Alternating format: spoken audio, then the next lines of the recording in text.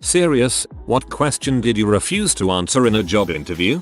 What's your zodiac sign? At first I thought it was a joke, but he went on to explain in detail that it was very important that all the signs of his employees were compatible with his to prevent drama in the workplace. Then he started telling me about his past lives. It was a weird interview.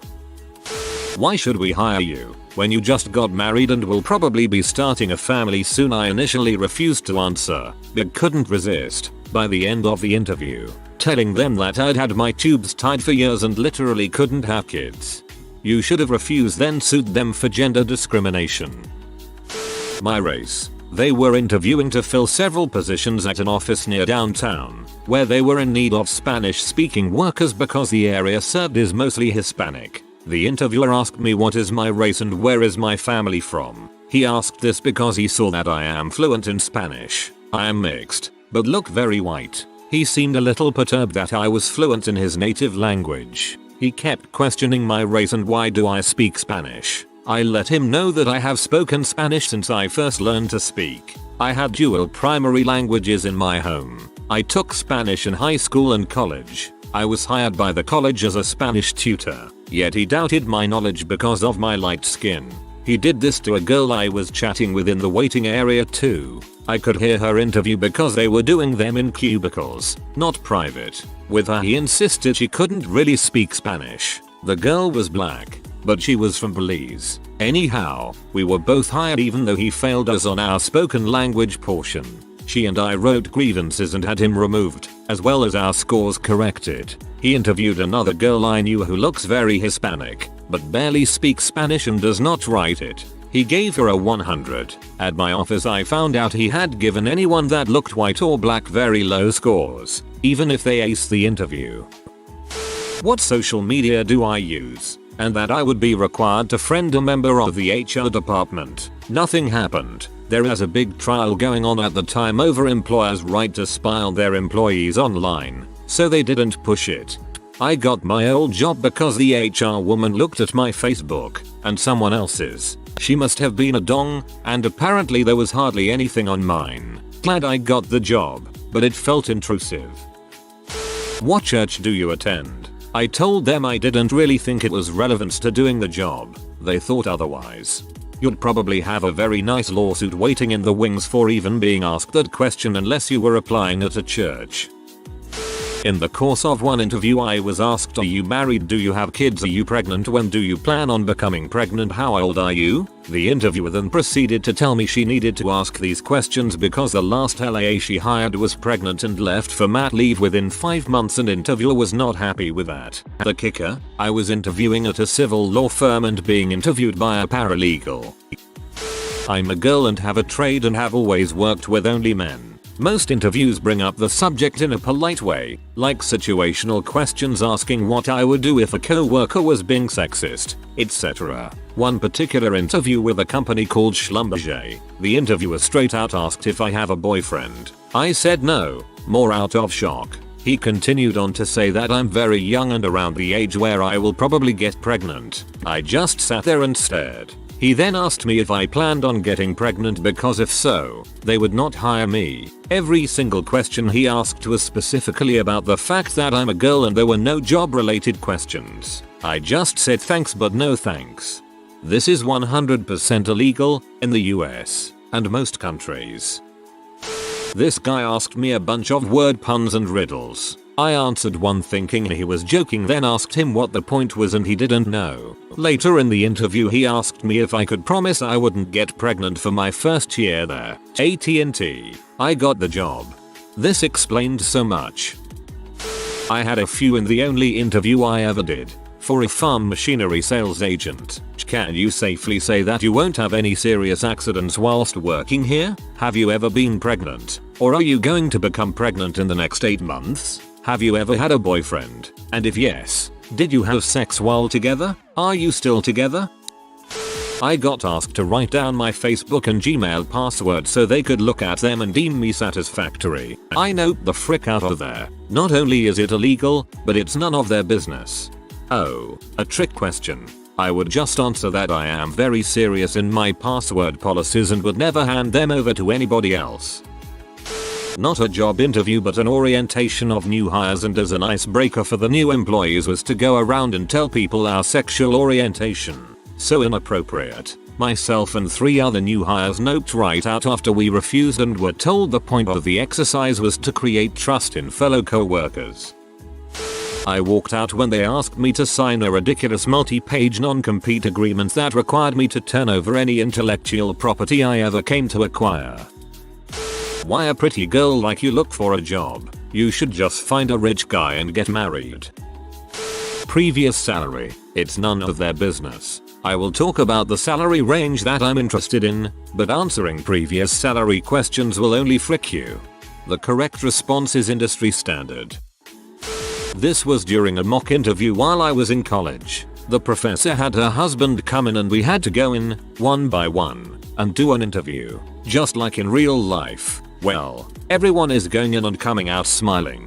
Not taking too long, so I thought it would be a cakewalk. My turn is next. I go in and everything is going smoothly. He takes a look at my resume and sees that I was in the military. He asks, tell me about your time in the military. So I tell him what I did. That I worked with a variety of different people from different backgrounds, with different views on life and opinions, and that I supervised people, etc. He says okay, good, and continues with the interview. Asks a few more questions. Then says, tell me about your time in the military. I figured maybe he didn't realize he already asked me that, or maybe it was a test, so I repeated what I said. He starts turning slowly in his chair, looking at the ceiling and says again, tell me about your time in the military. I just looked at him. He stopped spinning in his chair and looked at me. After about 20 seconds, he says, okay, we're done here. I got a B.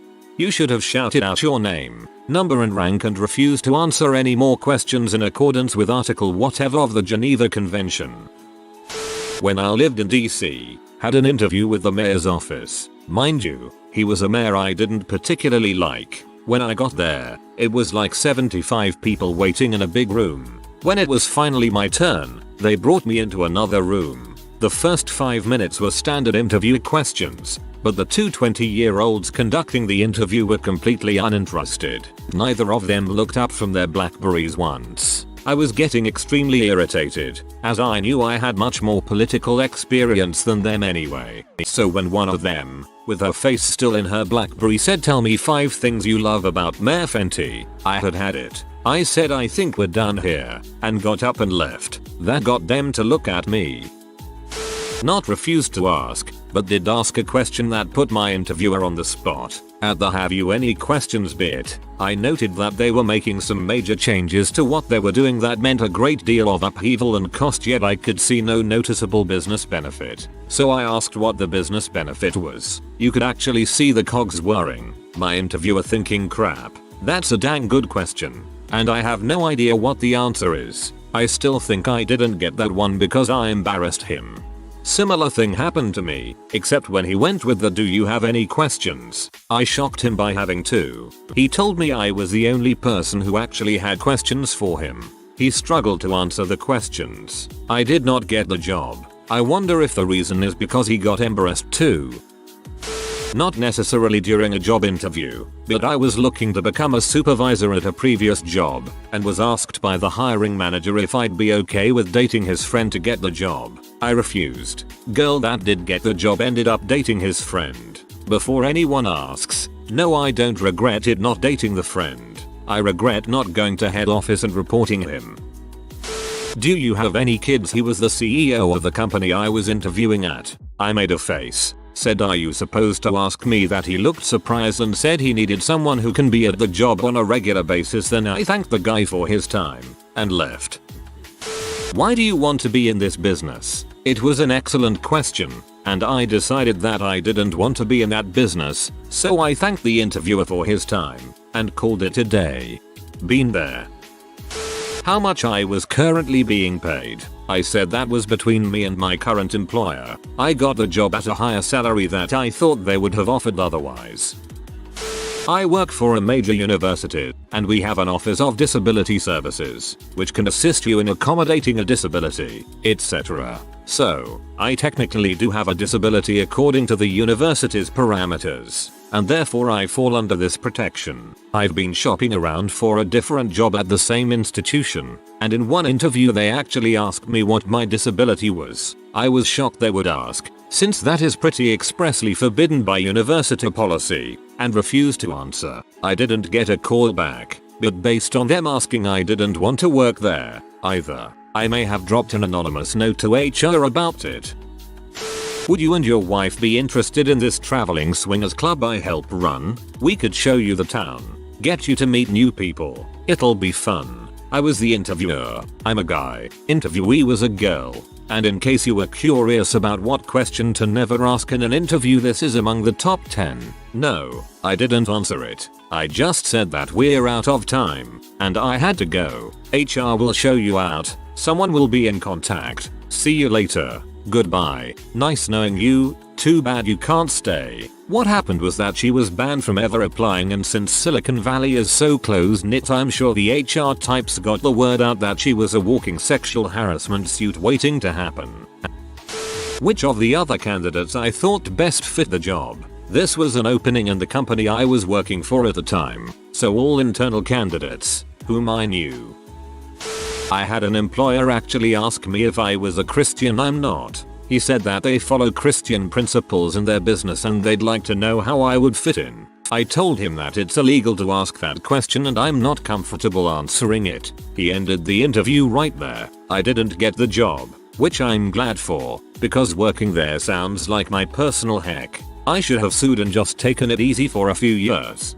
It's not illegal for them to ask, it's illegal for them to make their hiring decision based on it. Most places won't ask because they don't want to open themselves to potential litigation in the future, but the act of asking is perfectly legal, although not advisable. The CIA asked me what laws I would be willing to break if I was hired by them. I didn't really know how to answer and said I would have to know more about the situation. I didn't get the job. I think the real answer was none. However, that is just what you are supposed to say. I may not refuse to answer a question outright, but depending on the personality of the interviewer, I will make jokes about the questions, especially if it's obvious that they think the questions are stupid too. The biggest one for me is, what is your biggest flaw? If I know the interviewer is receptive to jokes, I'll reply with something like a low tolerance for irrelevant questions. We had a good laugh about it and moved on to the next question in the interview. Oh, also, you're okay with having sex with me and the rest of the guys, right? We like to pay the girls more when they do that. I mean, you'll still get your tips and everything, but you can get more if you frick us. It was about a month and a half ago. I was applying for a job as a dancer. Okay, a stripper, at a local strip club right after I turned 18 because I wanted to start making money for college and it seemed like it'd be easy money. I mean, I understand that there are stereotype that strippers are ass, and after meeting some, believe me, there's plenty of truth to it, but it doesn't mean I'm going to put out for every old guy I see, even if he's my boss or colleague. Plus the guy interviewing me was the manager, who was in his 60s. Just number. I'm totally okay with lap dancing on just about any guy as long as he's got singles in his pocket, but actual sex is completely different and pretty much out of the question in the context of a strip club. The rest of the guys was referring to the bouncers. The fact that the bouncers were in on it and literally their only job is to keep the dancers safe didn't make me feel much better about it. Are they really going to keep me safe if all the other girls are fricking them and I'm not? They also told me earlier in the conversation that they encouraged the girls to actually have sex in the back room for money. That was what raised a few red flags initially, but having them straight up ask if I was okay with having sex with the male employees raised more red flags than a parade in Moscow. So I just noped the frick out of there. It's the only strip club around here that's easy to get to, so I'm giving up on getting a job doing that for a little while. A few weeks later I told some friends and they said I should notify the police, so I did that about 2 weeks ago. I don't know what the police are doing about it. TLDR. Strip club manager just kinda assumed 18-year-old girl is totally into 60-year-old strip club managers.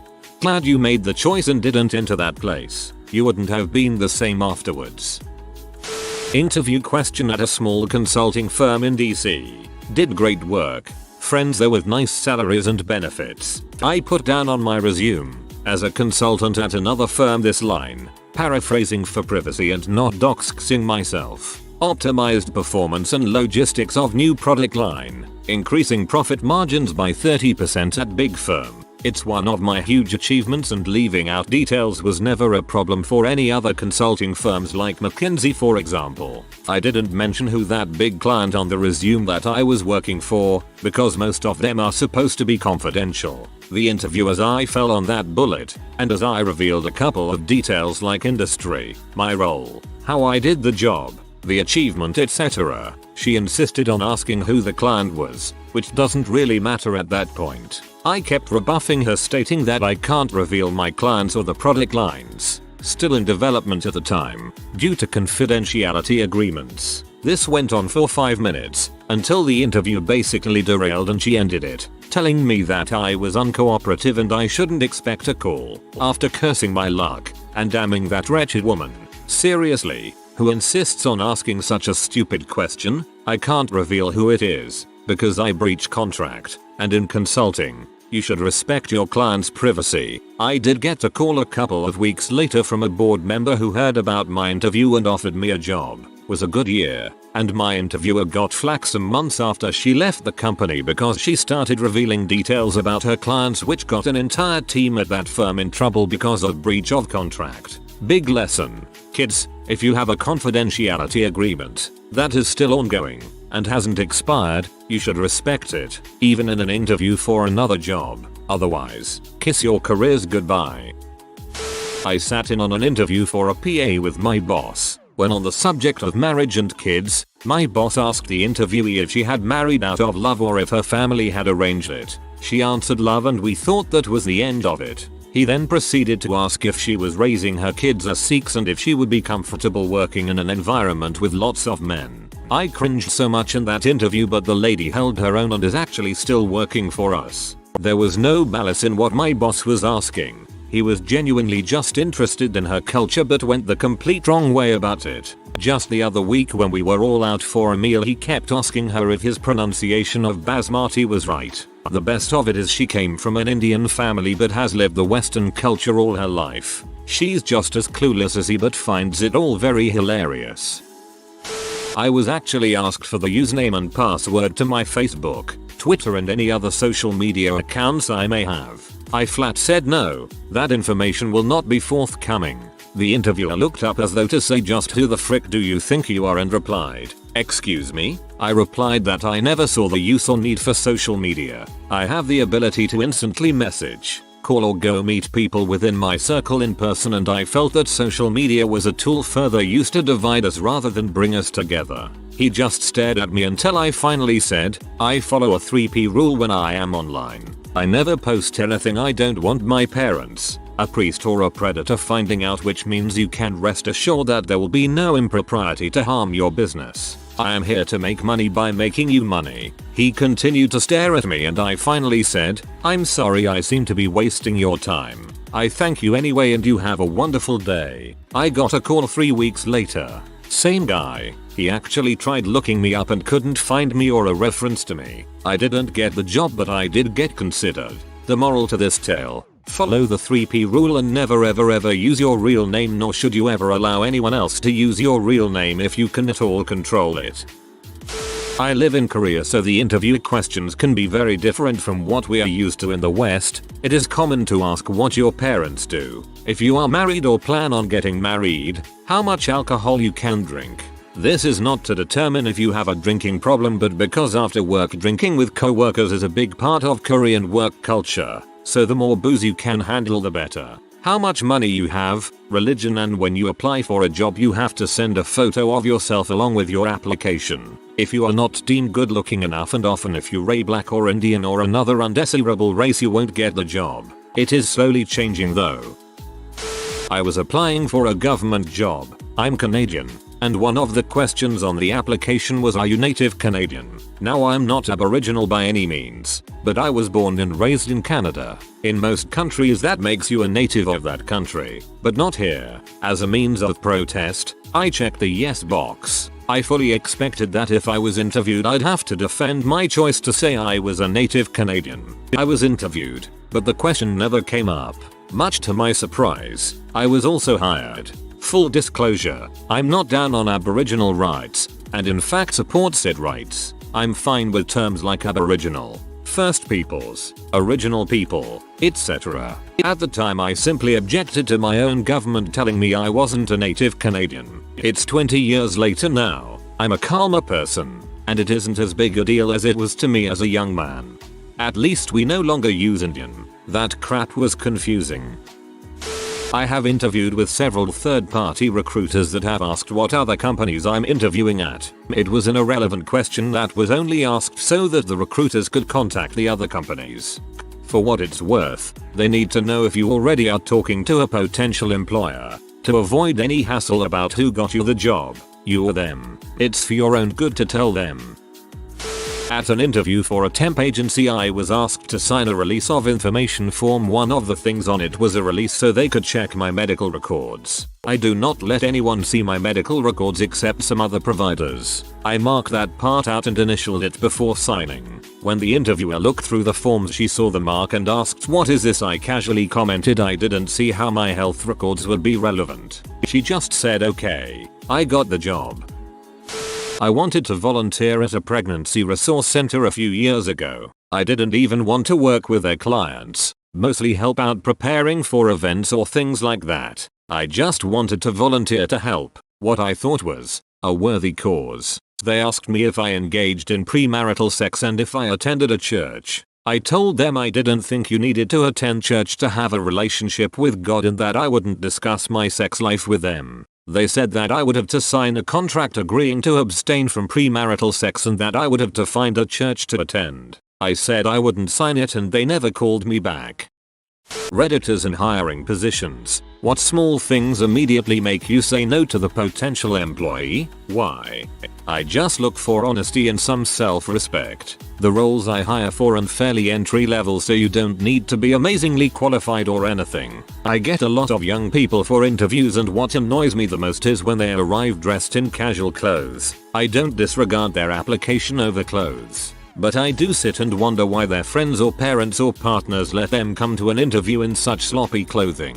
That said, I did have a weird one. I hired a guy from a group-like session, as he was probably the best and most confident person on the day. After hiring a few weeks and he starts to become unreliable with his late finishes. When I ask him what's up with that, he comes in one day on his day off and says he needs to speak to me. He then tells me that he will be resigning because he can't make the later working hours, and that he's sorry for letting me down and appreciates us giving him a chance. Then he lifts up his Jean leg and shows me an electronic tag on his ankle. Turns out he was released from prison 2 days before my interview, and said he never brought it up because in a room full of people why would anyone employ the ex-con?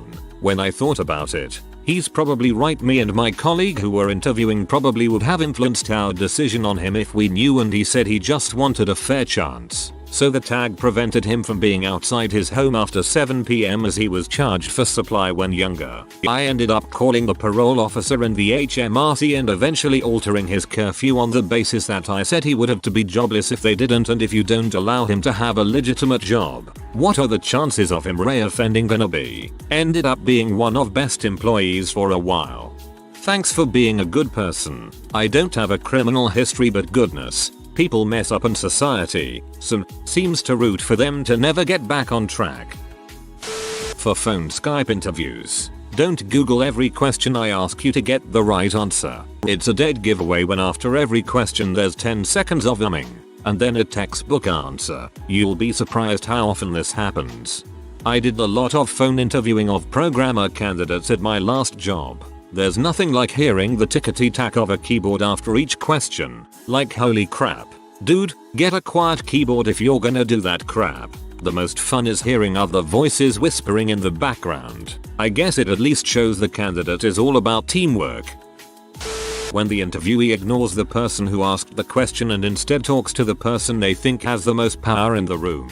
This has happened in entry-level positions, but I also helped interview for a position that would be working at my same level as a partner. My manager told me the decision was ultimately up to me because I knew what I was willing to work with. and what was needed for the role. I had a man come in and he wouldn't look at me, didn't shake my hand, and every time I asked a question, he looked to my manager for approval. Yeah, hard pass. I don't want to work with a guy who has no respect for me. Yeah, when I became the co-manager at a Wendy's, hiring was completely done by the co-manager. Though the first 5 interviews I had, the GM sat in with me to see how I handled things and had one guy trying to suck up to him even though I was asking the questions. Like, if there is someone present at your interview, assume they have something to do with your potential of being hired.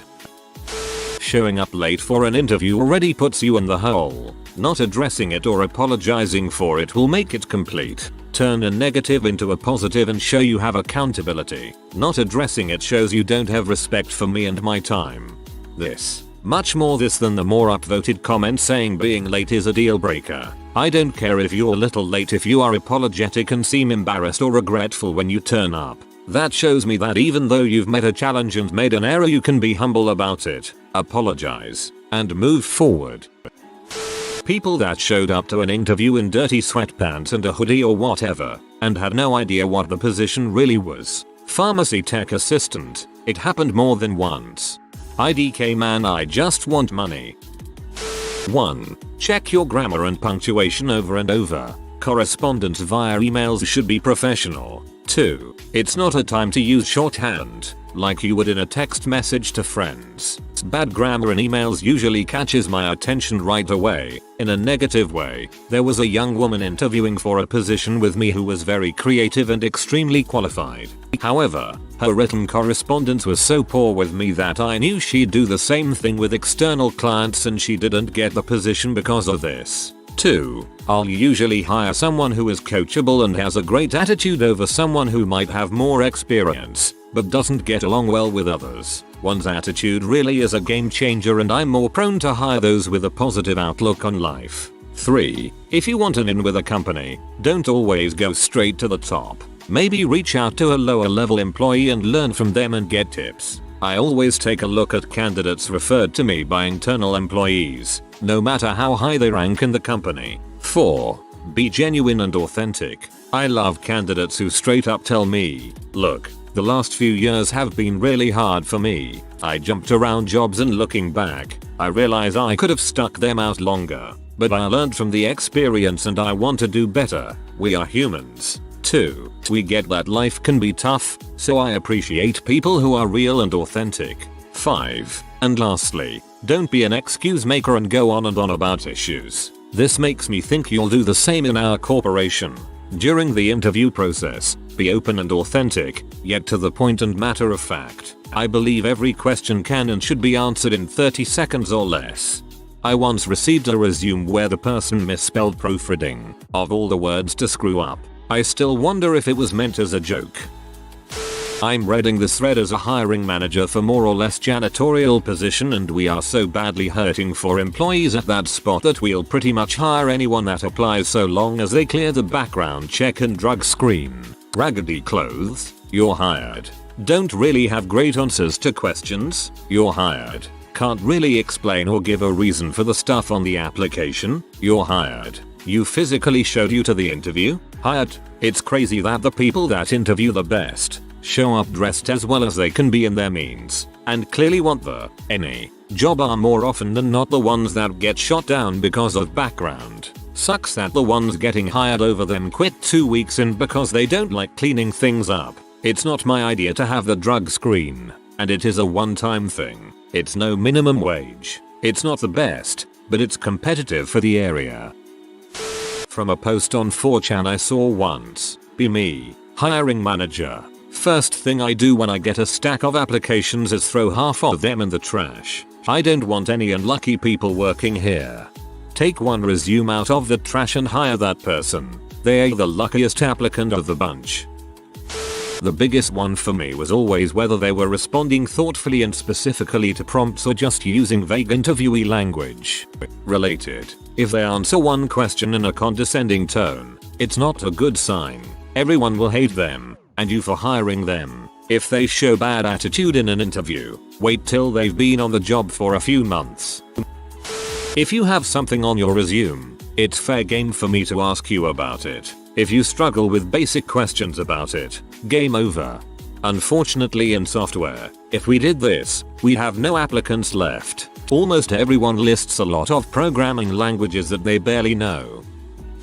Treating everyone but the hiring manager disrespectfully. I was in a management position in fast food. I didn't do the hiring, but one minor responsibility was accepting applications that people brought in and answering any initial questions. The hiring manager always listened to the other managers' initial impressions of the applicants. So many applications were thrown out of the stack without ever being considered because the applicant didn't think anyone mattered but the person that made the final decision. I even had one lady come in and basically tell us that she would definitely be hired and be placed over us in management and that she planned on cleaning up our act. We had a good laugh with the hiring manager before tossing her app in the trash. There was the guy who, when I walked into the conference room to interview him, told me to have a seat and said let's talk. No, he was not joking. You're probably wondering why I brought you here.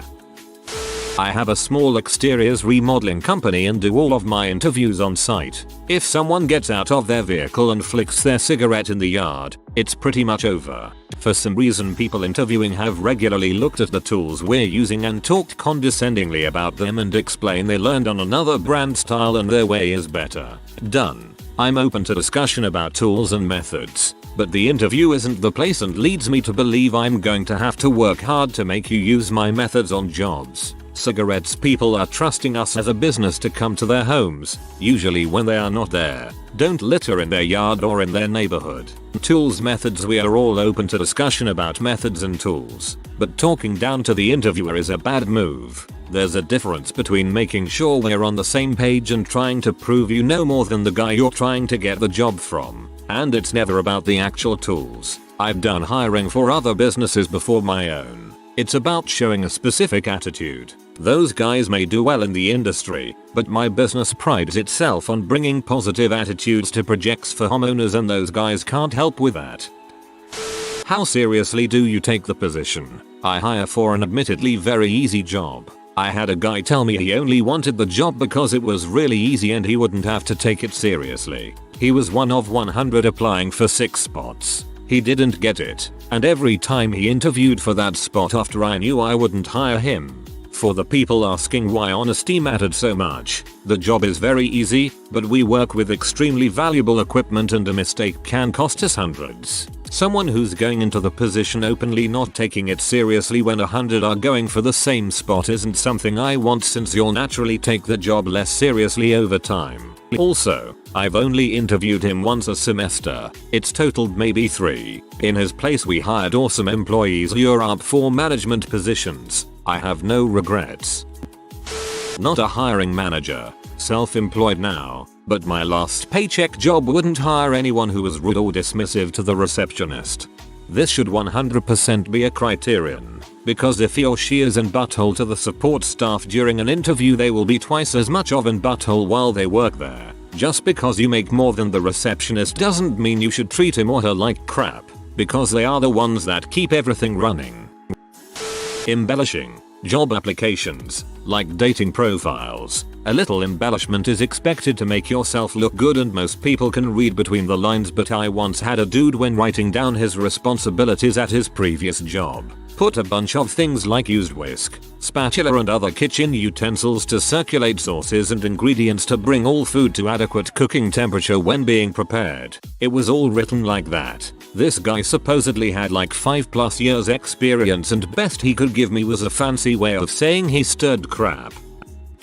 I got a text message response to a voicemail I left responding to an application saying, "Hey, I'm at the Steelers game so I obviously don't want to talk about a job today. How's Monday looking for you? I'm available 8 AM to 10 AM. I didn't even respond. I called an applicant who answered, "Who is this frick you want?" and I went on to further embarrass him by informing him I had wanted to talk about an application but never mind. He proceeded to tell me I was a lying bee and that my area code on his caller said I was in a different city and he's no idiot. Literally the neighboring area code. So the small things? I won't hire total buttholes.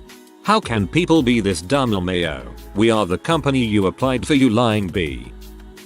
When I was a hiring manager it was quick, edit, fluffy and BS kinda quick. Not the good kind of quick responses to my questions. Good example of things I did like to see: when I asked one person a detailed question, the interviewee said, "That's not a question I get too often, but it's something I want to be tactful about. If I were to think about it for a second." Q response: "It really impressed me how they were honest and very professional about not having an immediate answer, which happens day to day in the industry I was formerly in.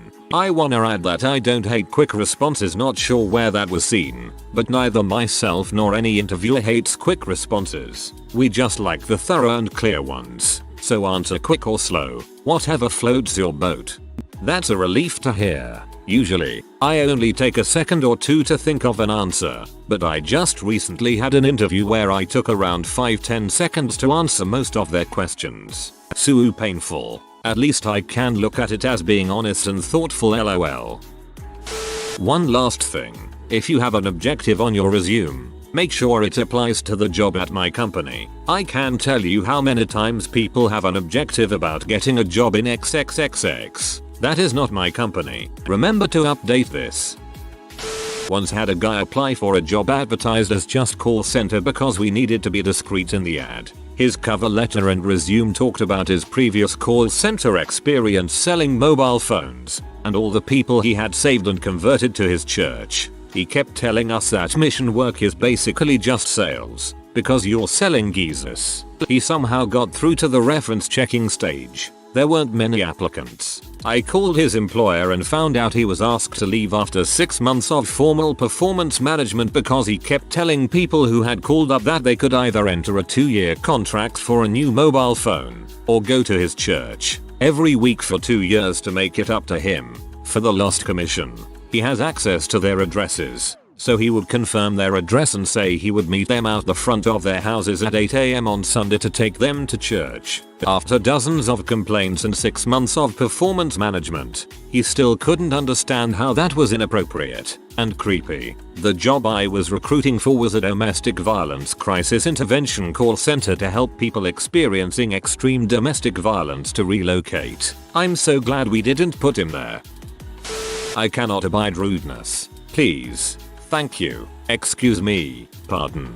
You're welcome are basic. Disparaging comments about other people just tell me you have no substance of your own and I would hate working with you. Arrogance is just another way of telling me I'm going to have to manage your ego and I cannot be bothered. You can have the best experience and qualifications in the world, but if you come across as a bell end, I don't want you. Sorry. On a side note, it makes me sad how many people get passed over for their age, family situation, medical needs, etc. You can't outright say it legally, but it's super obvious that this happens with a generic excuse thrown in their faces. The best employees I've had come with a little baggage. Don't write them off. They tend to be super grateful, and while you have to make some accommodations, flex hours for childcare, extra breaks to administer medication, can't do certain things because of a disability etc. They usually go above and beyond for an employer and their clients that treats them right, and that attitude is really the number one thing in my book. You can teach skills and knowledge, but you can't teach that. As someone dealing with a chronic condition that requires me to take a half day every few months to deal with a specialist doctor, I couldn't be more grateful to employers who think like you do. When I ask a relevant question pertaining to the job they're trying to get hired for and they say, "Why do you think you need to know that?" Those were the exact words from the guy I was asked to interview. He did not get the job. The question I asked was about BFD, bidirectional forwarding detection, and whether he'd used it in place of a routing protocol's inherent link failure detections. It was relevant because we do it for some customers and it's kind of important you are familiar with it. I'm just imaging Ron Swanson asking questions in this interview. I've hired well over 200 people, mostly for jobs that involved medium heavy duty machinery operation, some on the public road but mostly on private grounds. These positions paid anywhere from 30,000 Canadian dollars to 120,000 Canadian dollars. A couple things I did find out that surprised me as I learned the position. Spelling grammar errors in resumes, or shortage of description, really did not end up meaning anything. At first I would throw these ones out, but later on kept them in the shuffle and found more or less the exact same success as well-written resume. clothing, super sharp, super sloth. None of it ever really seemed to matter. I found diamonds and trash wearing both. What I ended up basing most of my decision on in the past couple years. Parking lot behavior. I didn't care what vehicle they showed up in, but as time went on I discovered that if it took someone more than 20-30 seconds to find a parking spot and get parked, they were useless with the machinery I needed them to operate, regardless of qualifications.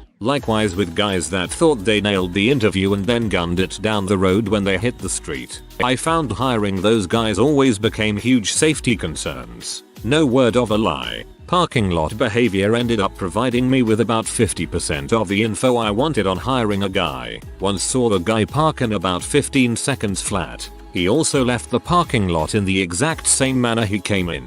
Totally bombed the interview and the Homer Simpson tattoo didn't help, but the guy ended up being my train the trainer on a few pieces of equipment. If I'm gonna trust you with 5,000,120,000 lbs of machinery, I better see that you can operate your own vehicle. I hire for very specialized positions. I know that most people won't have direct experience with this kind of material and I don't expect them to, but I want them to show some level of personal interest. Like, give me any indication that you care about this, anything at all. I won't hire people who are instantly resistant to feedback. I made that mistake in the past. I hired someone extremely talented who didn't require much oversight, but the smallest thing would make her so defensive and it made things very adversarial and uncomfortable. She was awesome at her job, but that dynamic was terrible and I had to spend insane amounts of time just trying to shape our relationship into something positive and collaborative. Show me you're smart and want to work together and that we can create cool things as a team. The whole point is to combine talents, bring out the best in each other, and support each other to help each person grow creatively and professionally, not to go isolate yourself, do your work, and insist it's perfect just the way it is 100% of the time. I also used to work in a different field and had someone significantly inflate their own experience involvement in a particular project. I know that because I had worked on that project and what they were saying was bulls. They had no idea. So definitely don't do that. And don't assume you know more than the person who is interviewing you. That assumption is going to be wildly off-putting to anyone whether it's correct or not. One more thing. My industry is small. If someone I respect and trust says you're crappy to work with, I'll believe them regardless of how great your interview is. So it's important to not burn bridges. I know so many people who could have had way better careers than they do, but they did stupid things in the past and now everyone knows about it. These things probably seem so minor to that person and they don't even think about them, but they can make a sustaining impression on others. Always try to maintain good relationships. Always try to leave on a good note. Always be professional. When someone comes for the interview and doesn't say hello or is rude to the secretary, the receptionist or the cleaning worker, we will not hire them. If I'm hiring someone for a leadership role, I will immediately say no to anyone that doesn't seem to care about developing their team. For example, a few weeks ago I was hiring a site manager. Our talent acquisition team sent me 6 candidates to interview. This particular site is an area where a lot of line level employees tend to slack off. So I asked all 6 candidates what they would do if an employee was underperforming in that area. 5 of the 6 immediately said they would write up the employee. The 6th candidate said, that depends on why the employee is underperforming. Are they properly trained? If not, I would make sure they receive adequate training before jumping to any form of disciplinary action. If they're properly trained, I would make sure they have a clear understanding of what their objectives are and coach them on that. If they have been given all the tools to succeed and continue to underperform, I would then move on to disciplinary action. I hired the 6th candidate. He started last week and was an instant hit with his team. I worked for a chain pizza place as my first job when I was 16. We were one of the only places around that still accepted paper applications instead of online. One day, a dude came in with his application, and he had eyes only for my manager, the only one wearing a button-up shirt instead of a standard uniform, and wouldn't talk to anyone else. My manager told him to walk over and give the application to me, as I was the hiring manager. I wasn't. I just made the pizza dough and grated the cheese. His attitude changed immediately, kept trying to shake my hand and call me sir. She later told me that she only did so because she wanted to see how he would treat the people he would be working with every day, not just the people whose butt he had to kiss. It really made me appreciate her as a boss, and though I don't work for her anymore, we're still friends. There aren't any small things that make me immediately say no. I want to see how you'll be at your job. Everyone makes small mistakes. I don't care if your resume has a typo in it. I care if you lied on it. Automatically dismissing people because of something small is like throwing away half the resumes because you don't hire unlucky people. Ha, that unlucky thread was a fun one. During an interview I spotted a kettle and tea in the corner. I jokingly said I'd love a cup of tea, then to my horror the interviewer got up, boiled the kettle and served me tea. I ended up getting the job. I hired someone who talked so much throughout the interview I didn't get a word in. I gave her a second interview and she did the same thing. But there was something about her that made me think she'd still be good at the job. She was and still is an awesome employee, working in kids entertainment, but is hopeless at interviews, meetings, paperwork, etc. Never judge a fish by its ability to climb a tree, as they say. PS big nose for me would be swearing, no eye contact and being late. Job interviewers of Reddit. What are some things people do because they think it will impress you, but actually have the opposite effect? Had a student applying for an entry-level IT internship. His resume said he was fluent in Cantonese and Mandarin. Just for fun, I decided to check.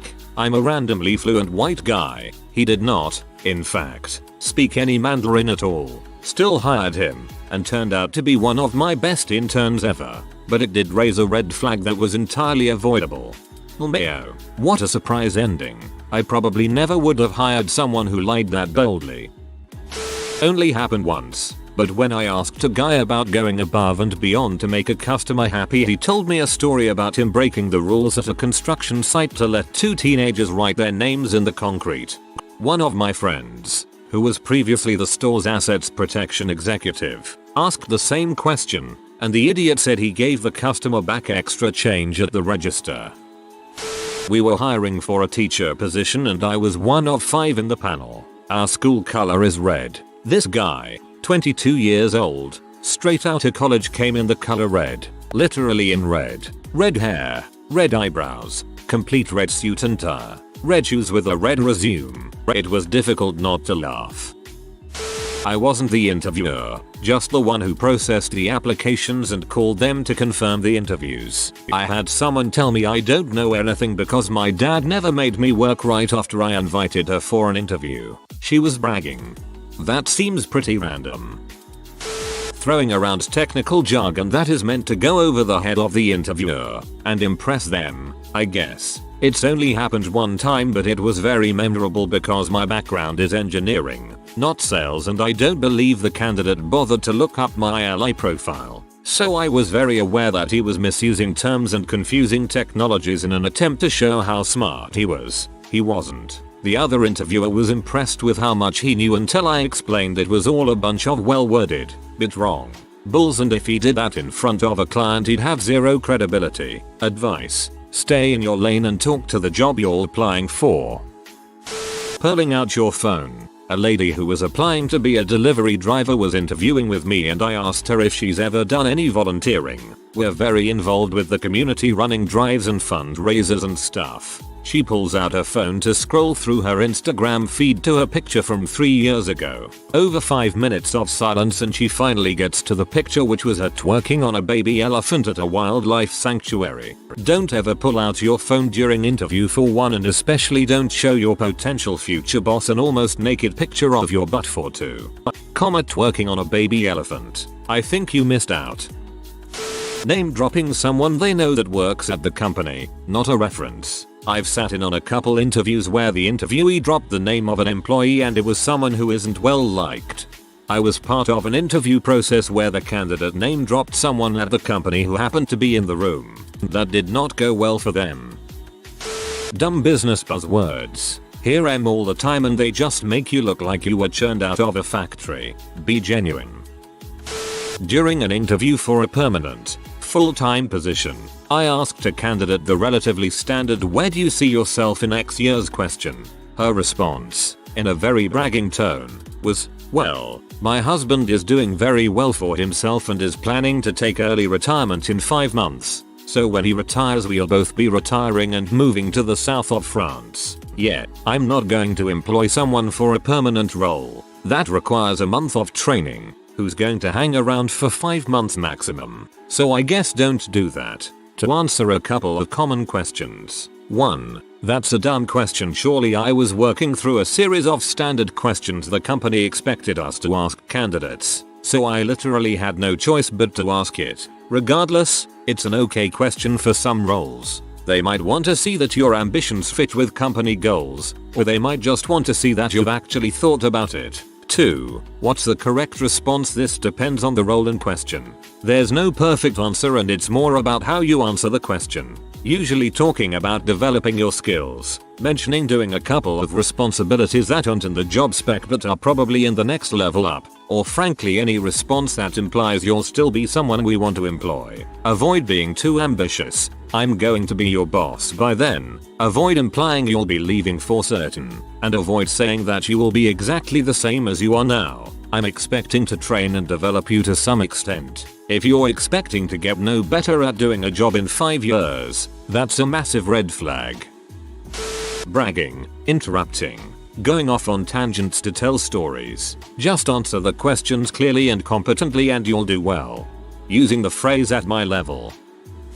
Complimenting me, interrupting before I'm finished with the question, telling me personal stories, information completely unrelated. I made fun of the fact that the interviewer was from NJ. What exit did you live off? Wanted to impress her with a good old insult from back home. Didn't work.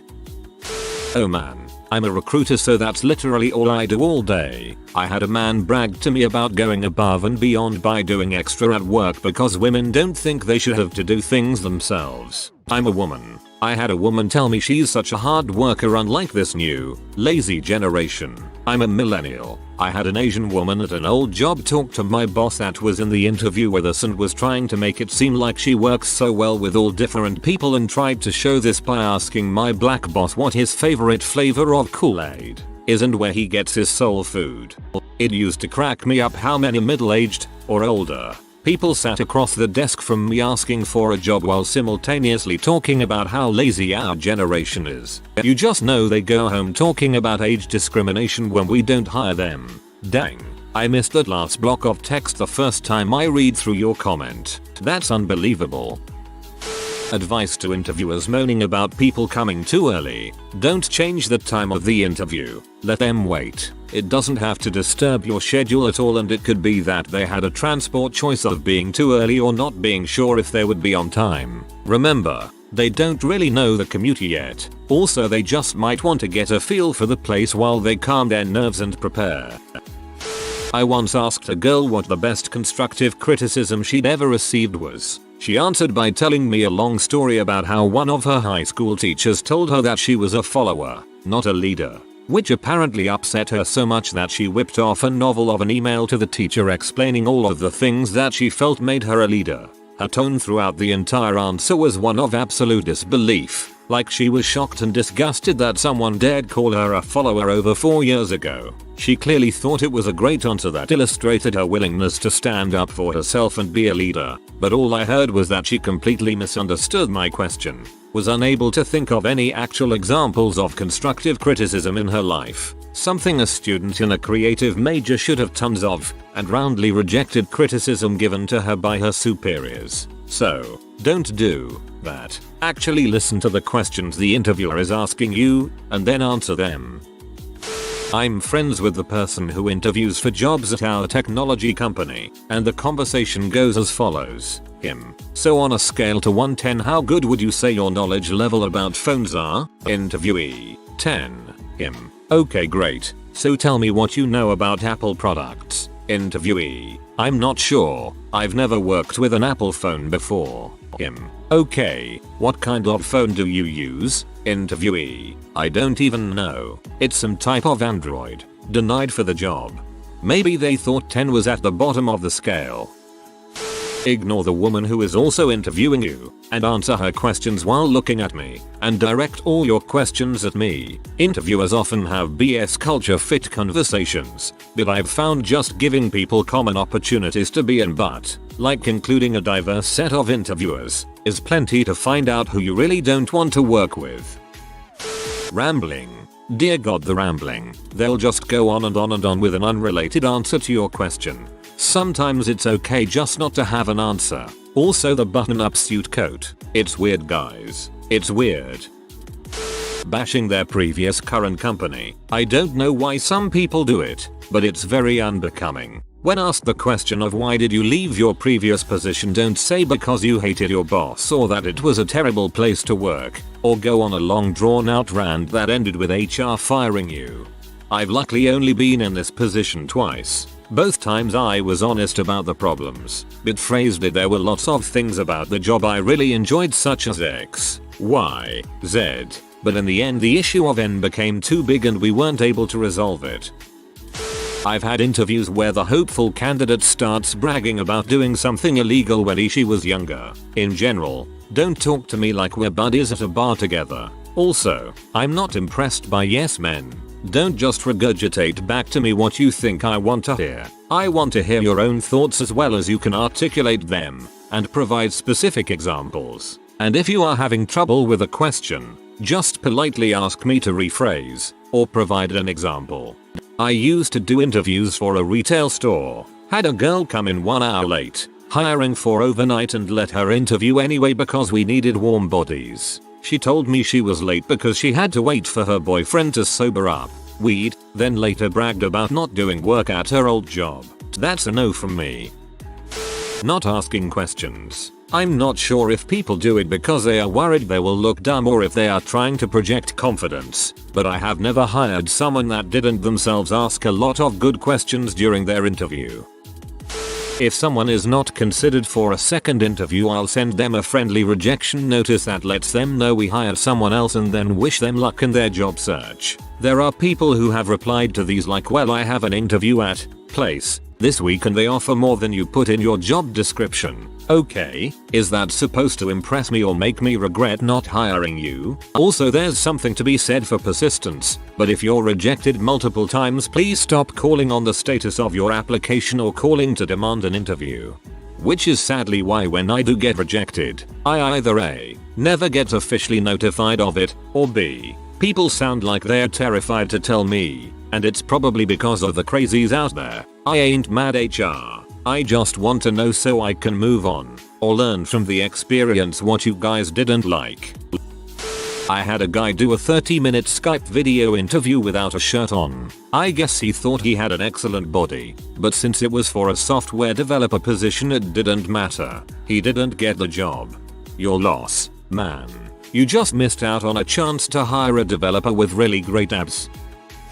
I know someone who had to audition actors. One of them showed up with his brother, who was a minor celebrity. Said semi-famous brother popped his head into the audition room to say hello. Yep, didn't win the guy part. No one gives a crap, your brother was semi-famous.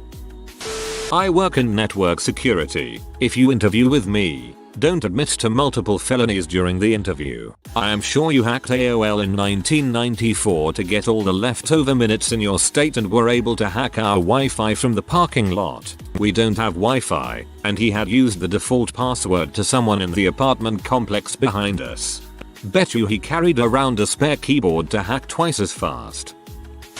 People like to BS answers to questions. I guess they think it makes us think they know their stuff. The reality is that here in IT, if you go through a whole interview and don't say I don't know, but this is how I'd find out, you're probably not getting hired. We can tell when you're BSing a technical question, implying that working in IT isn't all about googling how stuff works.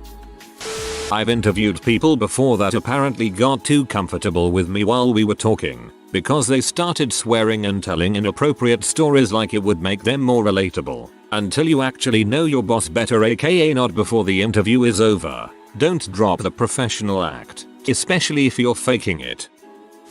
My co-manager and I interviewed a man for a supervisor position who was obviously qualified for the position, and he knew it. Every question we asked him, He would give an unexpected answer, then explain his answer and connect it back to the question in a roundabout way. Every answer he gave took at least 5 minutes of explaining, because he was trying to be clever. Luckily it was a phone interview, so the entire time my co-manager and I were looking at each other like, what the frick is this guy talking about? He would have been a shoo-in for the job if he would have just answered questions normally. It's been several years ago, so I can't remember any of the specific questions or answers, but they were over the top ridiculous, and he was 100% serious about them.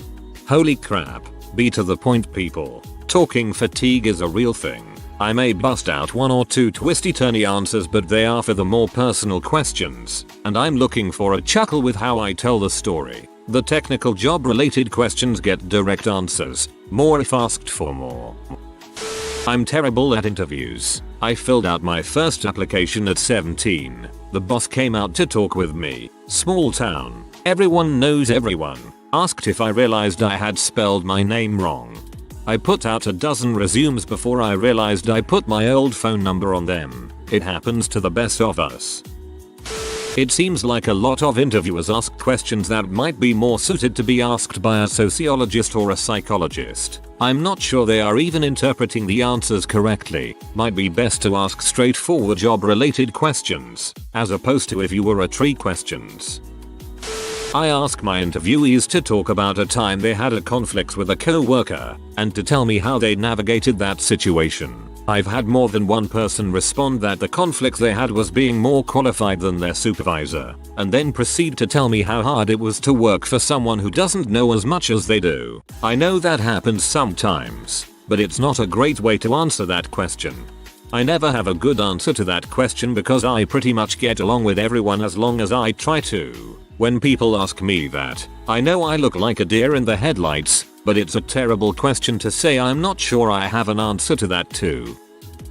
My biggest pet peeve is what I call the wee weasel. I hire mostly engineers, technicians, etc. If I ask what candidates did during a previous position and they talk about how we did X, I ask follow-ups to determine what pieces they actually did and what they contributed. If I can't get to that answer, it's a no-go. Stop trying to take credit for the entire world and tell me what you can actually do.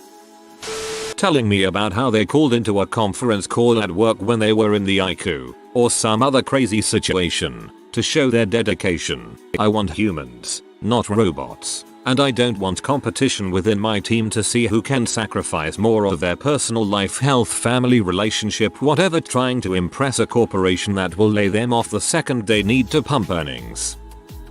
When I was first out of college and looking for a job, an older person told me I ought to print out a stack of resumes and walk into every company in my town that is related to my industry and introduce myself. After working for several years now, I see that's a pretty terrible idea. We are busy during the day. We aren't even hiring most of the time anyway. If you want to do something like that, please send us an email. You give me a paper resume, I can guarantee it's going in the trash as soon as I get back to my office. If you try to make it cute or something crazy like 7 pages, we will actually pass it around the office, but probably not in the way you intended for us to.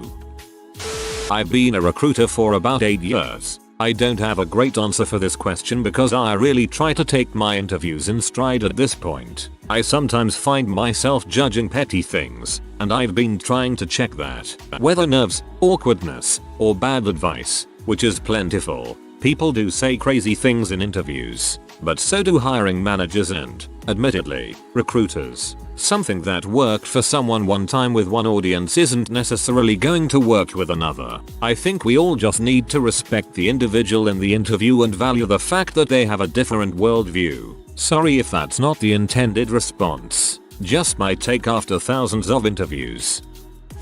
You probably haven't experienced this because you're HR, but insert answer. Alternate version include you've never had to. You probably don't know what I'm talking about, and my personal favorite, you're just HR, so let me overly explain like you're 3 years old. Bruh, we met 3 minutes ago and you already know my life story? I bet you also know how this interview is going to end too. I haven't run across this one being mentioned yet, People who engage in some variety of cyber stalking. Dude, connection requests on LinkedIn, FB, Twitter, Insta, and then quoting things to me in a cold email from the blog that I once had years and years ago doesn't make me wanna hire you. It makes you freaking creepy. Acting like a big shot or being rude to my admin assistant instead of being polite. A smile and thank you go a very long way. She has a lot of influence in my hiring decisions. I respect her, appreciate everything she does to help me, and rely on her judgment. She coordinates with the candidate and others to set everything up, meets the candidate in the lobby to bring him/her into a conference room, offers water, coffee, etc. When she's asking pleasant questions, she's getting a read on the candidate. She has more touch points with the candidate than I do. After everything is done and she's shown the candidate out, I ask her what her impressions are. Even if a candidate nailed the interview with myself and my colleagues, if she was rude to her then it's over. Happens more than one might think. About a year ago my exec chef was hiring a new sous. When asked what his weaknesses were, this one candidate said he had no weaknesses. My boss just straight up said there was no way he could work with someone like that. Haha. Overconfidence. I have found that people who are not or even a little nervous turn out to be insane. It's normal to be nervous.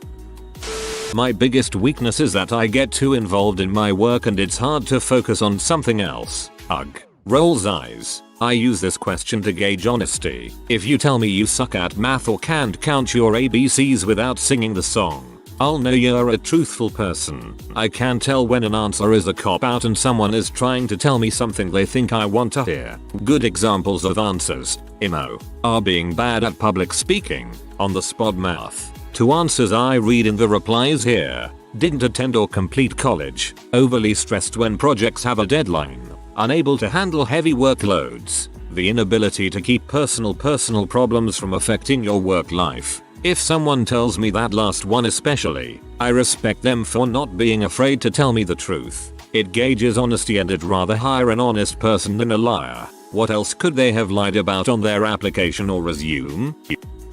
Show up super early. Not that it has the opposite effect, but I'm interviewing like 6 people in a day. If your time is 2 PM and you show up at 1, I'm likely still talking to someone else. People entering the workforce after leaving the military tend to have this problem. The military culture is that if you're 15 minutes early, you're already late. The professional mindset that I've encountered is more akin to anything more than 5 minutes early is time wasted that could have been spent working. Had a candidate today that replied to "So, you had a chance to look through our website and take a look at what we do, right? Did you want me to clarify anything with yes? I did, but I'd love to hear it from you." I work in design and I always ask this question to candidates. On a scale of 1-10, 10 being excellent, how would you rate your Photoshop Illustrator skills? And more often than I would have ever thought, especially when I interviewed candidates for an internship, they would say some number above 10. I quickly would always reply with, "Wow, you would rate your skill as a 15? I mean, I don't even consider myself an 8. You should be teaching me since there's nothing I could really teach you here in this internship." It's amazing how quickly they try to backtrack. Moral of the story, you can always learn more and get better. Personal tics. Once saw a girl in an interview get so nervous that she kept reaching up to pick her nose and then suddenly she would catch herself and put the booger in her mouth, suddenly hoping that nobody would notice. Don't let your nervousness get to the point that you are doing things that are more distracting than the answers you are giving to the questions being posed to you. Don't pick your nose and eat your boogers. Got it? After the interview, calling every single day to see if they got the job. A thank you and a follow-up call are great, but don't demonstrate just how annoying you will be to have around. What's the strangest question you've ever been asked at a job interview? The job entailed a lot of filing of papers, so I got asked, how do you best file things in folders alphabetically? I was like, with a folder for each letter, and then put the folders in alphabetical order. She said good, and jotted down some notes. Overqualified. Weird series of questions. Interviewer picks up phone. What's your wife's number? Me, she's in the US and it's 2 AM there. Why would you want to call my wife? Interviewer, is your mother also in the US? Me, yes. Why? Interviewer, Well, say I would call your wife a mother. What would they say is your most annoying habit? Giving out their numbers to buttholes with boundary issues. Interviewer, I see you graduated from school in 2013. Did you know Ms. Jane Doe? Me. Oh yeah, I know her. She was in my first year classes. Interviewer, Ms. Doe interviewed yesterday. Why should we hire you over her? I basically responded with you should hire us both, ideally. Then I said why I'd be good for the job overall. Neither of us got the job. I was interviewing a potential employee with my supervisor and the last question he asked her was how are you with dealing with stupid people. It was completely out of left field and informal based on the questions we were previously asking. You could tell the question threw her but she answered, and she ended up getting the job. I'd say I've done a pretty good job so far in this interview.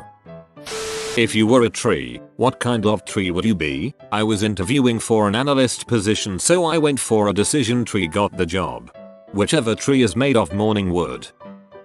Wasn't a question, just funny weird. I was in high school looking for a part-time job, so I went to a local Chinese restaurant and asked for an application. Their response, "What's that?" I said I would like to work for them. So the person behind the counter told me to hold on for a minute, went into the kitchen to talk to the owner, and came back out to hand me a pen and a sticky note. He told me to write down some information. I write my name and phone number and ask if that's enough and he says that it is. So, I get a call over the weekend asking me to come in Monday after school. I thought, cool, got an interview. I show up and they tell me to pull my car around back. When I do, they come out of the restaurant with a bag of food and a GPS and say, "Here, go deliver this." Needless to say I got the job and worked for them for the next 6.5 years. A lot of mom and pop places don't give a frick. They just want help from someone who isn't a druggie or a weirdo. My friend had an interview at Panera which ended up being 3 separate interviews and she said they made them sit in a circle and talk about the texture of bread and how it made them feel. If you were a brick in a wall, which one would you be? I'm sorry, I didn't know I was interviewing with Pink Floyd. One in the middle, dependent on those below and supportive of those above. This was during a mock interview while I was in college. The professor had her husband come in and we had to go in, one by one, and do an interview, just like in real life. Well, everyone is going in and coming out smiling, not taking too long, so I thought it would be a cakewalk. My turn is next. I go in and everything is going smoothly. He takes a look at my resume and sees that I was in the military. He asks, "Tell me about your time in the military." So I tell him what I did. That I worked with a variety of different people from different backgrounds, with different views on life and opinions, and that I supervised people, etc. He says okay, good, and continues with the interview. Asks a few more questions, then says, "Tell me about your time in the military." I figured maybe he didn't realize he already asked me that, or maybe it was a test, so I repeated what I said. He starts turning slowly in his chair, looking at the ceiling and says again, "Tell me about your time in the military." I just looked at him. He stopped spinning in his chair and looked at me. After about 20 seconds, he says, "Okay, we're done here." I got a B. Saw a meme about this recently that made me chuckle. Interviewer, "Tell me what you did in the military." Guy, "I'd rather not, I kind of need this job." You want a beer? No lie. Just like that. I hesitated because I was not expecting that, but he opened the fridge and it was filled with beer, half Budweiser, half Coors Light. I passed on the beer, still have the job. You obviously have a great resume. Why haven't you gotten another offer yet? Is something wrong with you? People keep asking me stupid freaking questions. I was being interviewed by a certain cell phone service provider. The interview was going great. The manager was really nice and charismatic, but the last question really stuck out to me. If this company implemented a policy that you thought was morally wrong, would you still follow said policy? I answered no, and I said that if I thought the policy was wrong on a moral level, that I would likely quit the job. That's when I was dismissed from the interview. Needless to say, I don't use that provider anymore.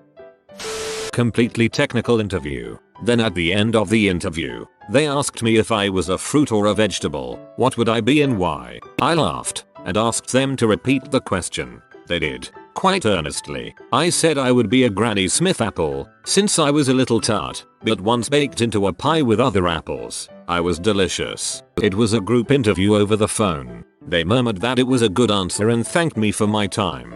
I did not get the job. I don't know if it's the same elsewhere, but here in the UK, volunteering to others that you are a little tart is not the best answer. Well, maybe some jobs. Can you give me some advice about my turtle? I was interviewing to help maintain a database. It had nothing to do with turtles. He was trying to determine if you had experience with shell.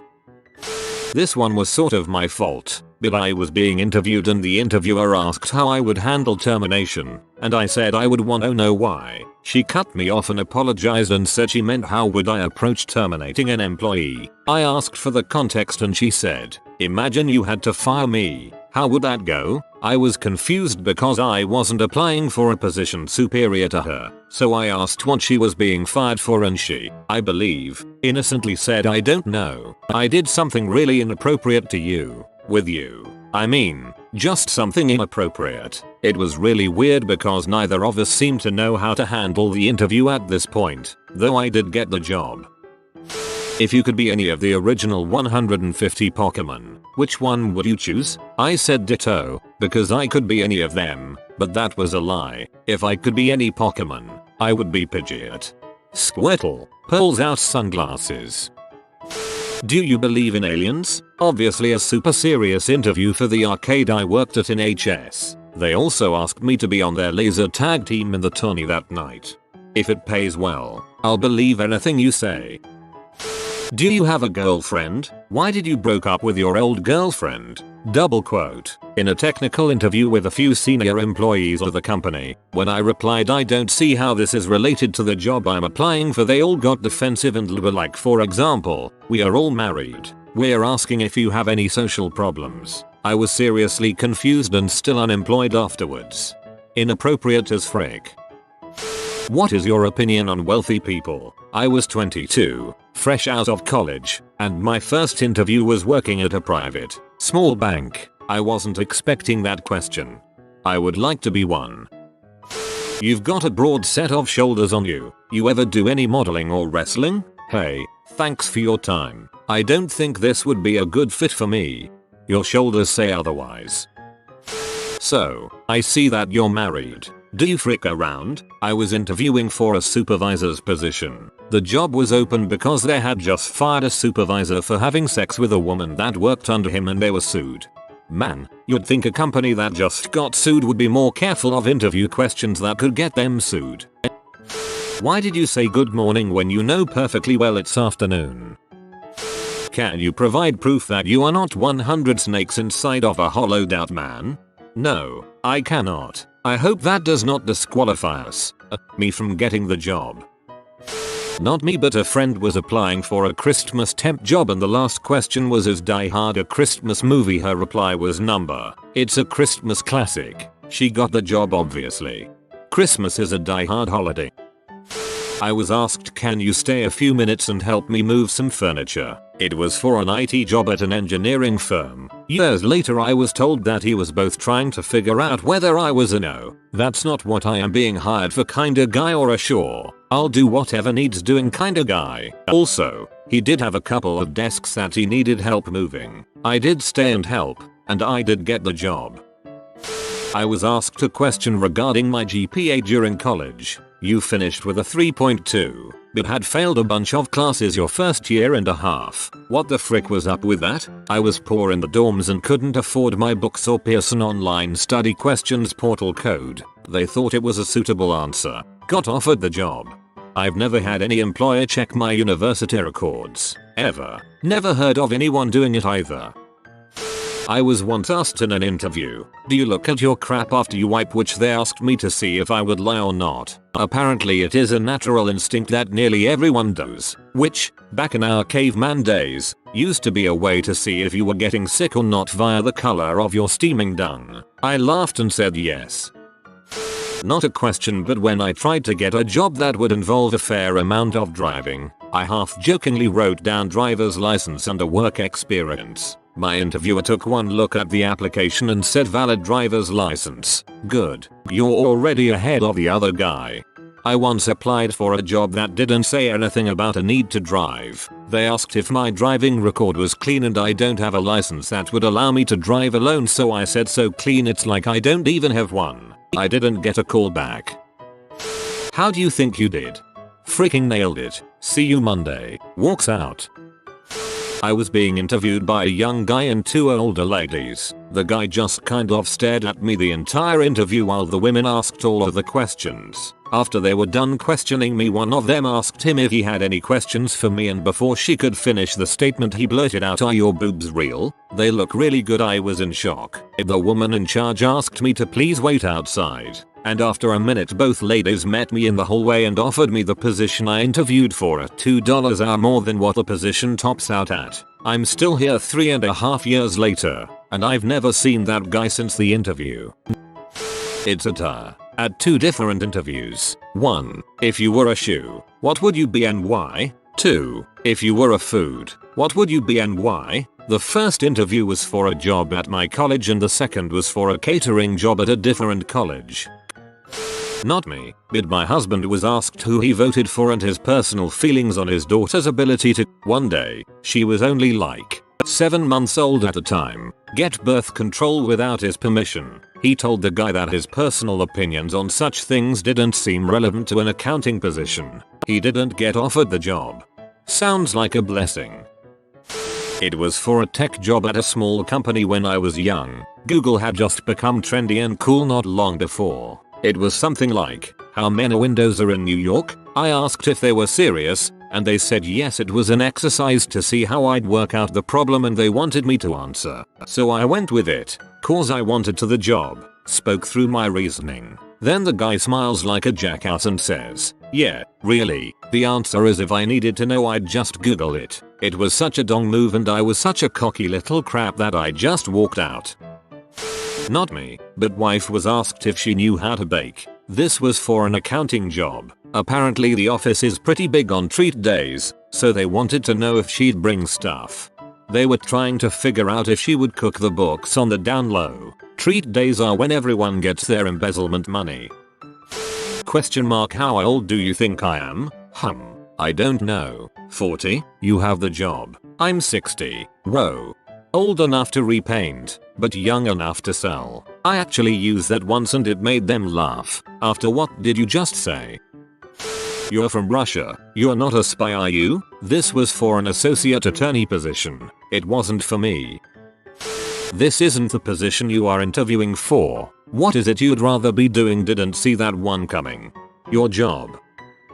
In an interview for a tech support position at a software company, they asked me, okay, imagine that you're a quality assurance person for a toaster company. How would you test a toaster out to see if you could make it fail? And I went through every iteration I could think of that would break the toaster. Stick non-bread food items into it, operate it upside down, stuff like that. There was clearly a specific correct answer they were looking for, and after like 10 minutes we just had to move on. I did not get the job, and I will never know what specific thing it was they were looking for with that question.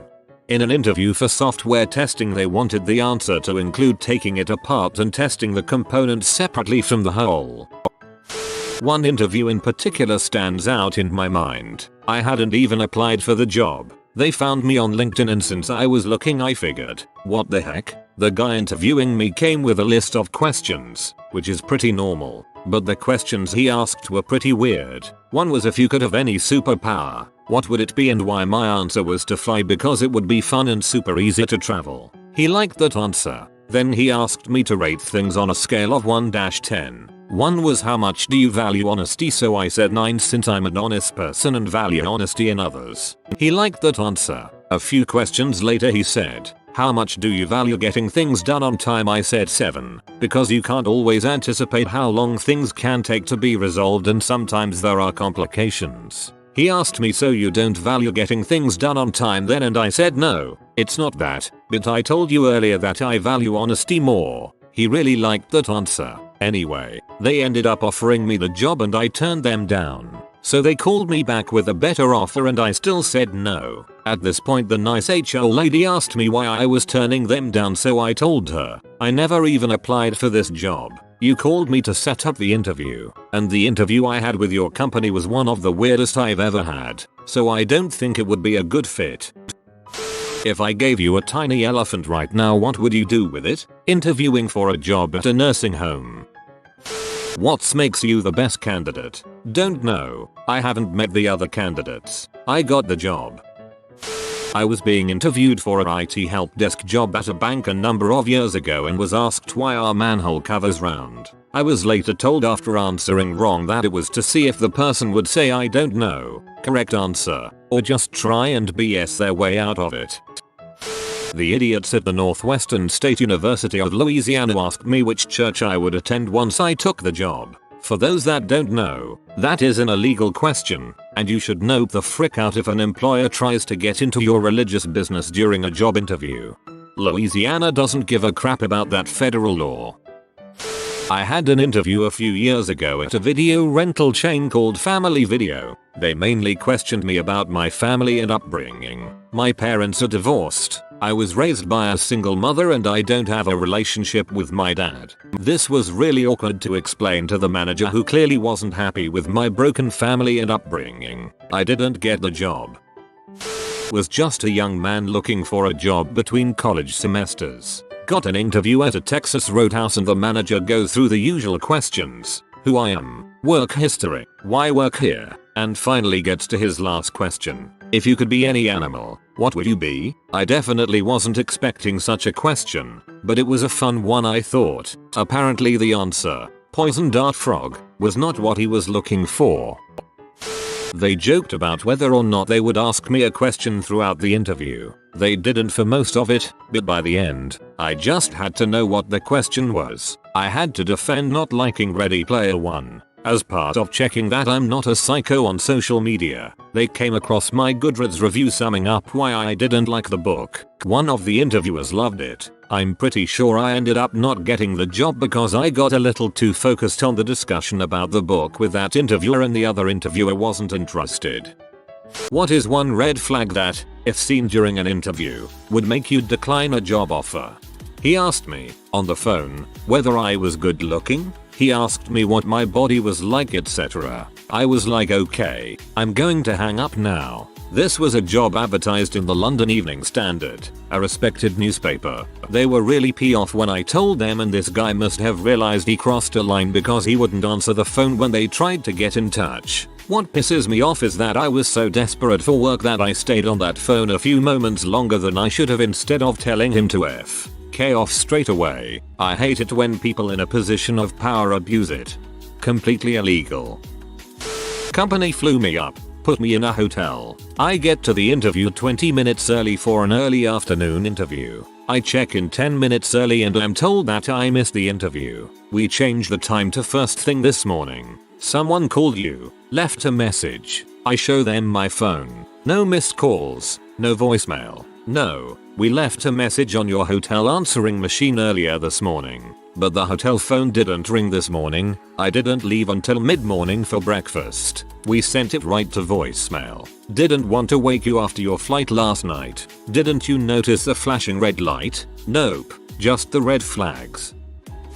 I was asked about my reproductive plans. I like kids, I'm not planning on having any, and it took everything in me not to ask whether they were asking all candidates that question or only the women of childbearing age. After the interview process, I did send them a message to say thank you but no thank you, and to recommend that they review their interviewing questions to make sure they are not positioning themselves to be sued. Their snarky response to that confirmed that I'd made the right choice.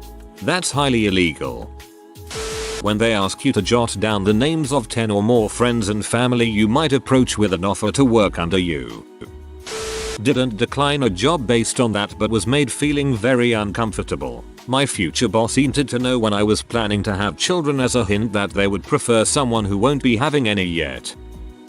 Would you be willing to skip class to work regular hours? I was seriously asked this question while trying to get my life together. I politely said no. I didn't get the job, but I paid my way through college and graduated last year. Now I'm looking for a career, but I think the hard part is over. I wonder if that crappy, unclean gas station ever found an entry-level employee?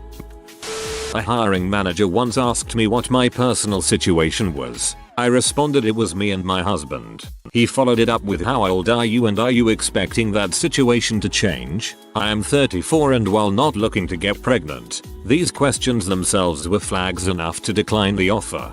I'm pretty sure that's illegal in a lot of places. What if you hear co-workers complaining? What do you do? Is there anything you can do to improve morale? B. I just work here. I don't give a frick about morale. It's not my job. I can bounce from this job as quickly as I came. This is from a recently amalgamated hospital with a known morale problem from reorganization, i.e., layoffs. Needless to say, I didn't take the job. Seriously, unless you're hiring me for the position of morale officer, that's not my job. If they reach out to you and say they're looking to hire someone and ask if you want to come in and interview, but they never say anything about the job or company except maybe the name, and their website is just a bunch of filler stuff that says nothing about what the company does, then don't go for the interview. Blatant racism. A joke can be accepted, I guess, but there is a line, and for me it's easily passable during an interview. I had a boss at my last job who loved to drop slurs and tell racist jokes about the customers. I asked him to stop and he gave me the old "I'm from a different timeline." He was 30. The different time he was talking about was the mid-90s. Everybody is happy here, and nobody wants to leave this job, because how awesome it is to work here. You know, everybody would love to get a place here. This is a very red flag, because basically it means we have huge issues inside, but we are keeping it under the rug, so that the public opinion wouldn't change about our company. I interviewed at a manufacturing facility once, many years ago. They were pretty excited to have me come in, it seemed. I talked with the hiring manager for a while, and I asked if I could see the manufacturing floor. It was a total mess. Dimly lit, whip everywhere, and I could tell that it was not good. When we got back to the office, I told the manager that I was pretty confident that I could dramatically increase their productivity if I could be given some leeway in improving things. He said, well, that would be up to XXXX, the production manager. You'd technically be reporting to him. I asked if I could meet him, and he said that he was out that day. I asked if I could come in another day to meet him, and he said that XXXX is kind of hard to get along with. Basically, you don't get to meet him before you get hired. LOL. I noped out of that place so fast. I felt bad for the hiring manager, though. You could tell he really wanted someone in there who knew what they were doing. I work in education. I was interviewing for a school and they asked me, how has your walk in the light been? It was over Skype and I laughed, thinking I'd misheard them. I hadn't. They wanted me to promote Jesus in a Muslim country. No thanks.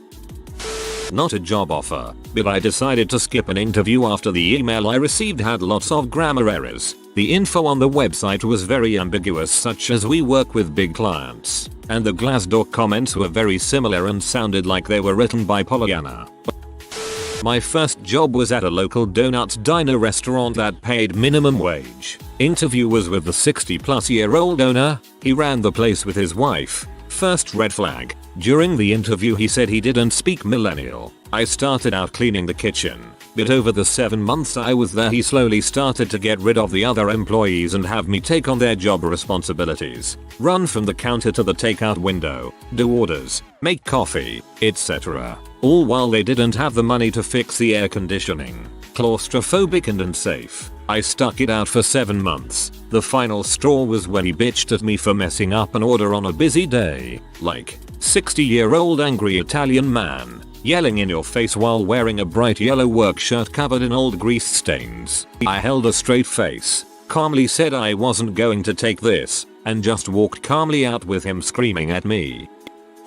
There was a few red flags at an interview I went to last year. 1. They took me into their surgical suite, animal hospital, and there were minimal machines. This is very unusual. I touched the table thinking it was a treatment room and he wasn't concerned at all. 2. In the hospital worked husband, doctor, wife, office manager, and 1 receptionist. They were looking to hire 1 vet assistant. 3. There were no animals in the hospital and it was a Thursday or Friday around dinner time. This is the busiest time of the day typically. There weren't any patients in the treatment room or isolation ward. There was 1 patient who came at the start of my interview for a recheck, but it was literally seen and left within 5 minutes. 4. The doctor immediately asked me if he hired me how committed and loyal I would be. Right off the bat. He then stated he had 2 vet assistants quit within a few months of hiring to work somewhere else. 5. Anytime I asked questions he would get irritated and tell me he was the one to ask the questions.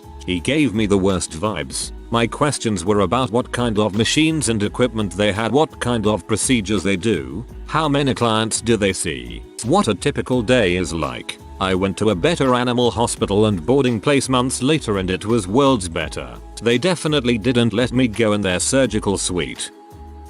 I'd already taken the job and it was my orientation day. When I first got there it was pretty deserted because most of the senior staff, all dudes, were at their morning hymn meeting. I noped out the next day.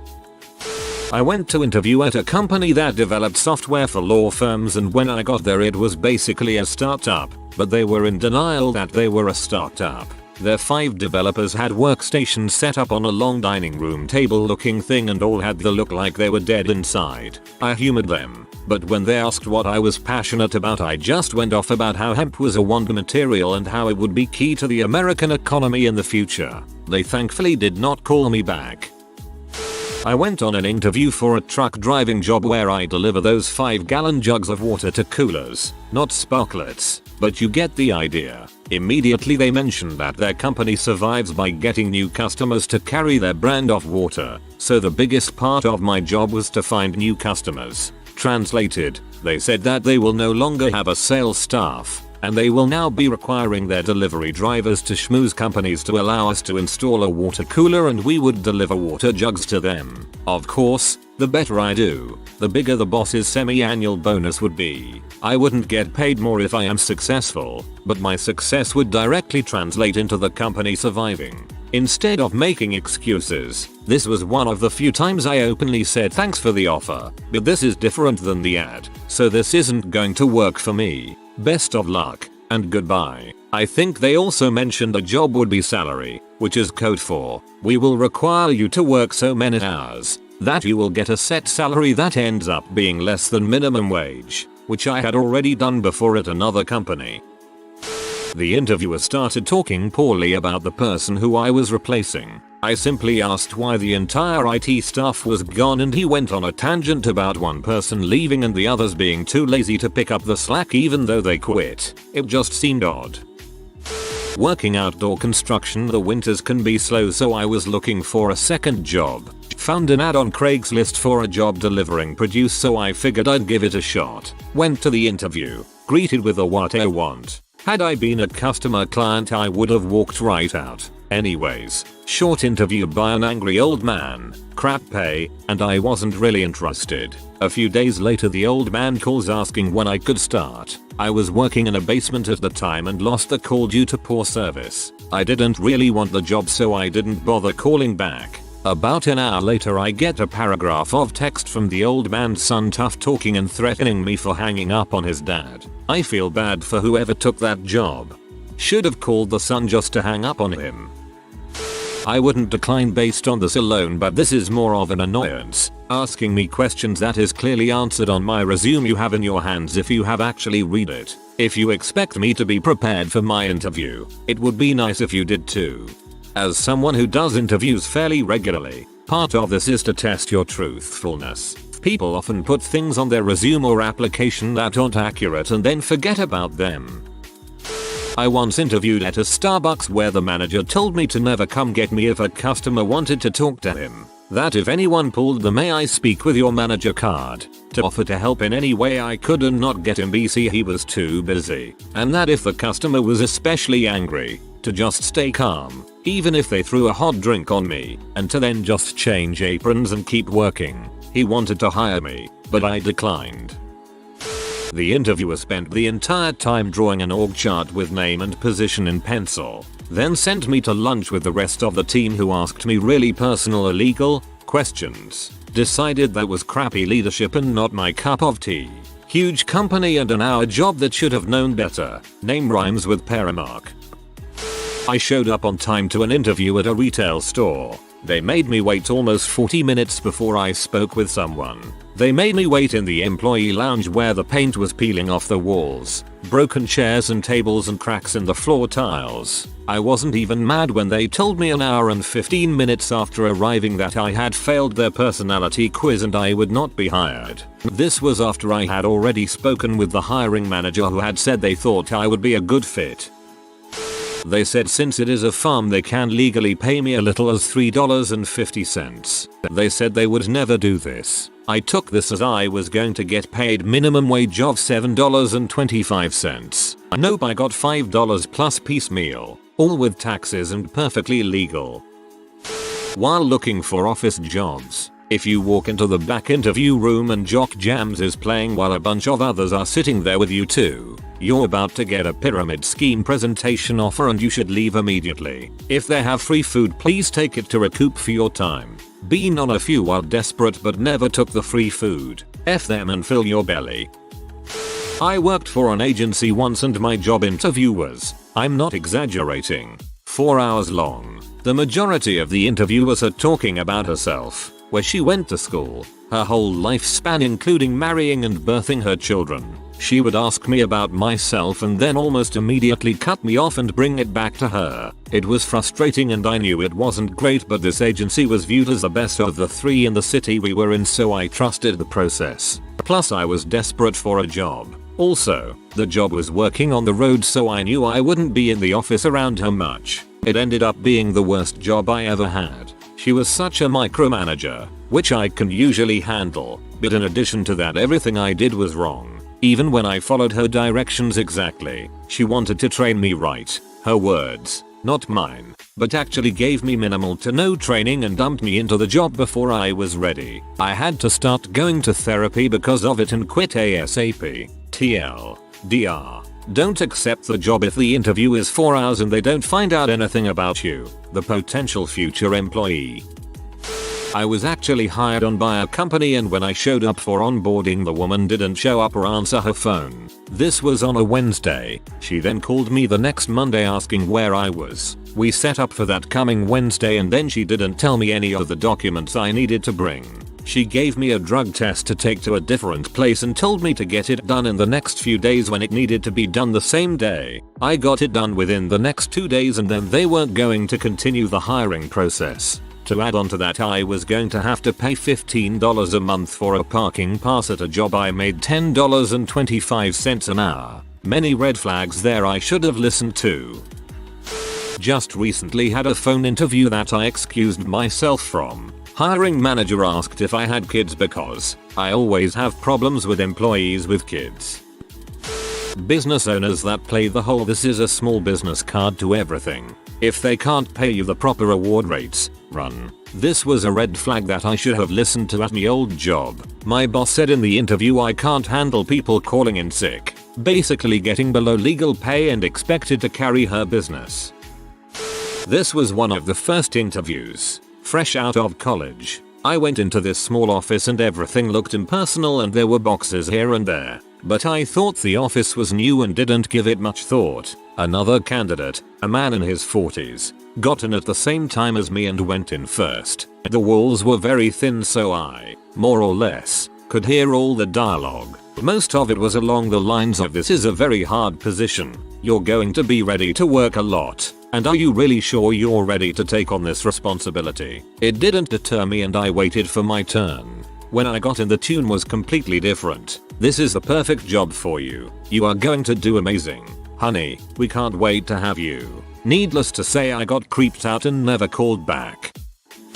I had one take me on a tour. While walking around, he pointed out the boss's office and noted that I should always be sure to make a walk by when I work on Saturday so the boss sees my face. Nope. Long story short, had a job that wouldn't tell me what my pay was until I threatened not to come in.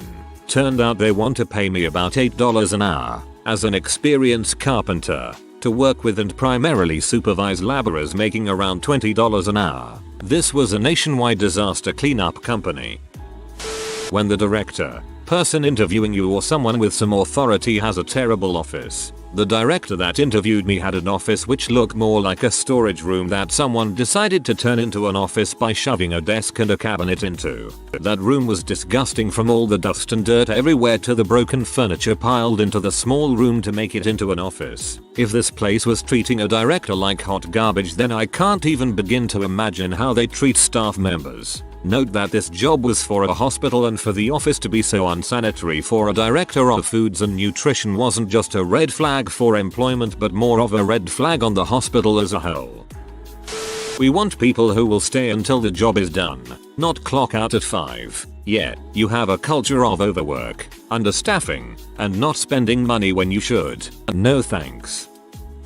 If they say you'll be required to wear many hats, that's code for overworked and underpaid. I'm also wary of anyone who mentions any compensation as industry competitive. Like, why do you feel the need to say that? Lastly, a question I often ask a future manager is how they communicate their needs and expectations and how they would like to be updated of progress. If they feel micromanaged, why or they give some vague furtive answers, I know they have no idea what they are doing. Was applying for a security position at Ross. During the interview, about 3 people called into the manager to quit, and she took time out of the interview to convince them to not quit. As if that weren't enough, I told her during the interview that I would be going on a 1-week vacation starting within the next few days. She then explicitly told me to not complete the following employment confirmation email until after I was back from vacation, and that she'd mark that down as they'd need to start me within a day or 2 after me completing it. Lo and behold, about 2-3 days into vacation, I get the email and a follow-up call asking why I haven't completed it yet. Needless to say, I didn't take the job. One thing I experienced was as follows. The manager met me at my job and said I seemed like I would have a knack for the line of work he's in. I, being unhappy in my current job, perked up hoping this would be a good transition opportunity. First red flag, he didn't tell me to come by an office job location for an interview, but to meet up for lunch. Again, I, being young and naive, didn't see anything wrong with that. Fast forward to the lunch. I began to notice what was going on, but didn't want to be rude. Second red flag, the guy tried not to mention the company name.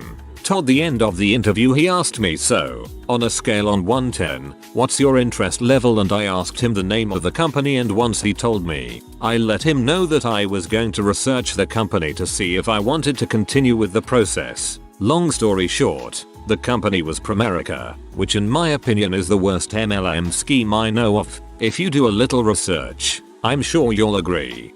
Once I showed up for an interview in an office building that turned out to be Primerica. Once I realized what it was, I got up to leave and an employee there just happened to walk by and said, "You give us a good feeling. I hope you'll be a part of our team." So I smiled, said thank you, and stole every single one of their magazines on display, and just walked out. I turned one down when I noticed the average age of employees was about 20+ years older than me, but at the same time the entire department I would be working for had turned over in the last 6 months. Still that much older than me. I'm not sure what that points to, but I noped out of there quick. Probably a place that took seniority very seriously and nobody wanted to fight with people who've been there forever. Good call though. My friend calls it a firing squad when you walk into an interview and you're seated in front of multiple people who just start shooting off questions at you. No conversation, no emotion, nothing to make you feel at ease. Strictly Q&A. After years at a company, I went on my first interview. Very rusty. They wouldn't even ask me to expand on certain points. I was discouraged until I went on another one that was 1000x better. Just me and a few people sitting at a round table discussing my skills and such. I learned the former kind of interview is one at a place I don't want to work at. I hate multiple interviewers. One is asking a question. One is analyzing your response to tear it down. One is thinking up the next question. It feels a lot like you're getting gangbanged.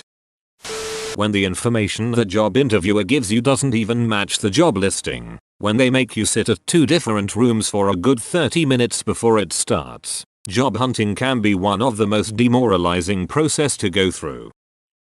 When the HR interviewer has a huge fake smile, but while they led me to the meeting room where the technical part will take place, I see a lot of burned out people with dead eyes and zombie-like faces. Unless you're at the point in your career where people actively hunt you, which you'll know if that's the case, an interviewer making a pitch means run. For most of us, interviews are when we try and convince the employer we're worth hiring. You get some smiley interviewer selling you the job, then get the heck out now. I study history and I work for a gardener to earn some money. Once, I applied for a job in an archive because the job would have a lot more to do with my major. The interview was terrible. They made me talk about gardening for nearly an hour. Interviews usually last 30 minutes where I live. I wanted to talk about my achievements in history because of the obvious connection to the archive, but all they wanted to know was how to trim trees and hedges. Also, they said that I'd have to be there at 8 AM to work and emphasized on how early that is and asked if I could handle that. When I said yes, they didn't believe me. I start gardening at 7.50. So, a lot of these weird questions. There's a big company in my province. Apparently they have pretty strict interviews, but in the end you have to meet the CEO and you get to talk to him about whatever topic comes up. Friend of a friend talked about Clydesdales for 45 minutes. He got the job. 2 interviews I saw fights break out between staff. One was a heated discussion between a staffer saying he was going to quit, and an abusive manager saying he wouldn't do it because he was a coward. His family would be disappointed in him, and he always says he's going to but never follows through because he was chicken crap. We were just passing by the office kitchen where this was occurring on the way to be interviewed. I was told to ignore them, that those 2 had problems. I have no idea if those people would be in my management chain, but I didn't pass the interview anyway, and I didn't really care that they didn't call me back. There was a lot that went wrong in that interview, but that was the first red flag. The second was an interview where there was no mouse on the test computer where I was supposed to show that I knew how to set up an OS instance. The guy who was interviewing me wandered around the office for a while, came back with a wireless mouse, and while I was using it someone came into the meeting room where we were interviewing and took the mouse back from me forcefully. He looked at the guy who was interviewing me and angrily told him that it was his mouse that he had brought from home because they didn't have enough mice in the office, and to get one of his own, the interviewer had to find another mouse. That was a company undergoing a buyout, and everybody was pretty much at everyone's throats. I told the recruiter who sent me there about the entire experience, and said I wouldn't accept the job if they offered it to me. I ended up accepting another job before they ever got back to me, but I got feedback that I interviewed quite well, even though I failed pretty much every test they gave me. That second interview sounds like something straight out of The Office. What is the hardest job interview question you've had to answer and how did you handle it? Them. Why shouldn't we hire you? Me. Because I care about my family more than my job, and if I have to choose between them and work, I'll choose them. I got the job. I was going for my first job change as I was sick of working in fast food and thought a liquor store would be a good option. In the interview I was asked to tell a story and the interviewer said, "It doesn't have to be related to the job or anything. Just tell me a story that you find interesting." That is not something I prepared for in the slightest.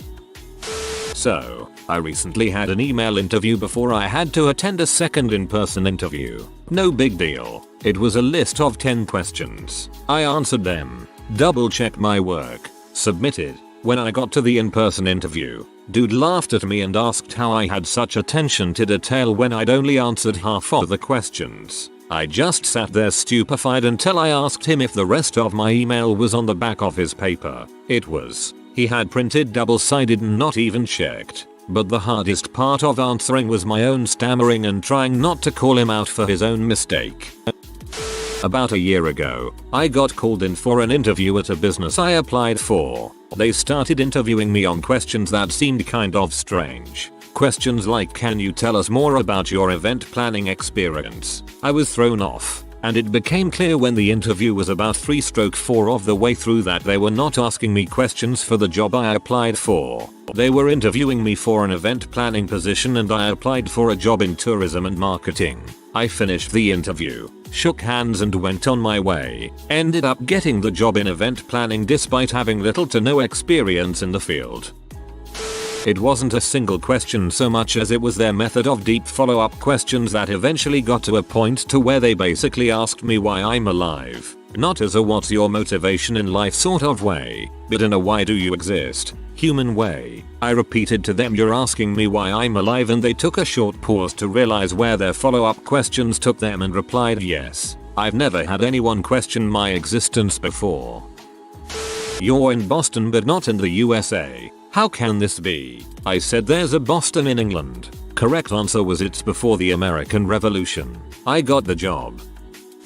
Q. What have you learned in your current job? Was working a part-time customer service for 2.5 years. Not my field, and I hate customer service. A. With a smile on my face, that I never want to do that again. Got the job. Learning what you don't like or aren't good at is actually an extremely valuable lesson. Difficult to answer with that honestly in an interview in most cases though, lol. My boss. So what made you apply for this position? Me. I actually have no memory of applying for this job. Turns out she sniped my resume when I applied for a job debating with insurance companies and decided to see what I'd say. I applied for a job debating with insurance companies. I know all of these words, but have no clue on what you want them to mean when put together. You've suddenly been shrunk down to the size of a quarter and dropped into a blender. It's turning on in 10 seconds. What's your plan? Sing in a really high opera voice and shatter the blender's glass, of course. The only thing we see being an issue for you is the commute of just over an hour. How do you feel about it? We lost the previous person in your role because of a similar commute length. I had never commuted more than half an hour before, so I genuinely didn't know. I said I didn't think it would be an issue but genuinely couldn't say yes or no. I asked a salary at the middle of what they were advertising based on experience. They offered me £4k more, the full amount advertised. My agency said he got the impression they wanted to give me an incentive to take the role and cover the commute drive cost. I ended up moving to within half an hour a month in. The commute drove me crazy, and I happened to need to move anyway.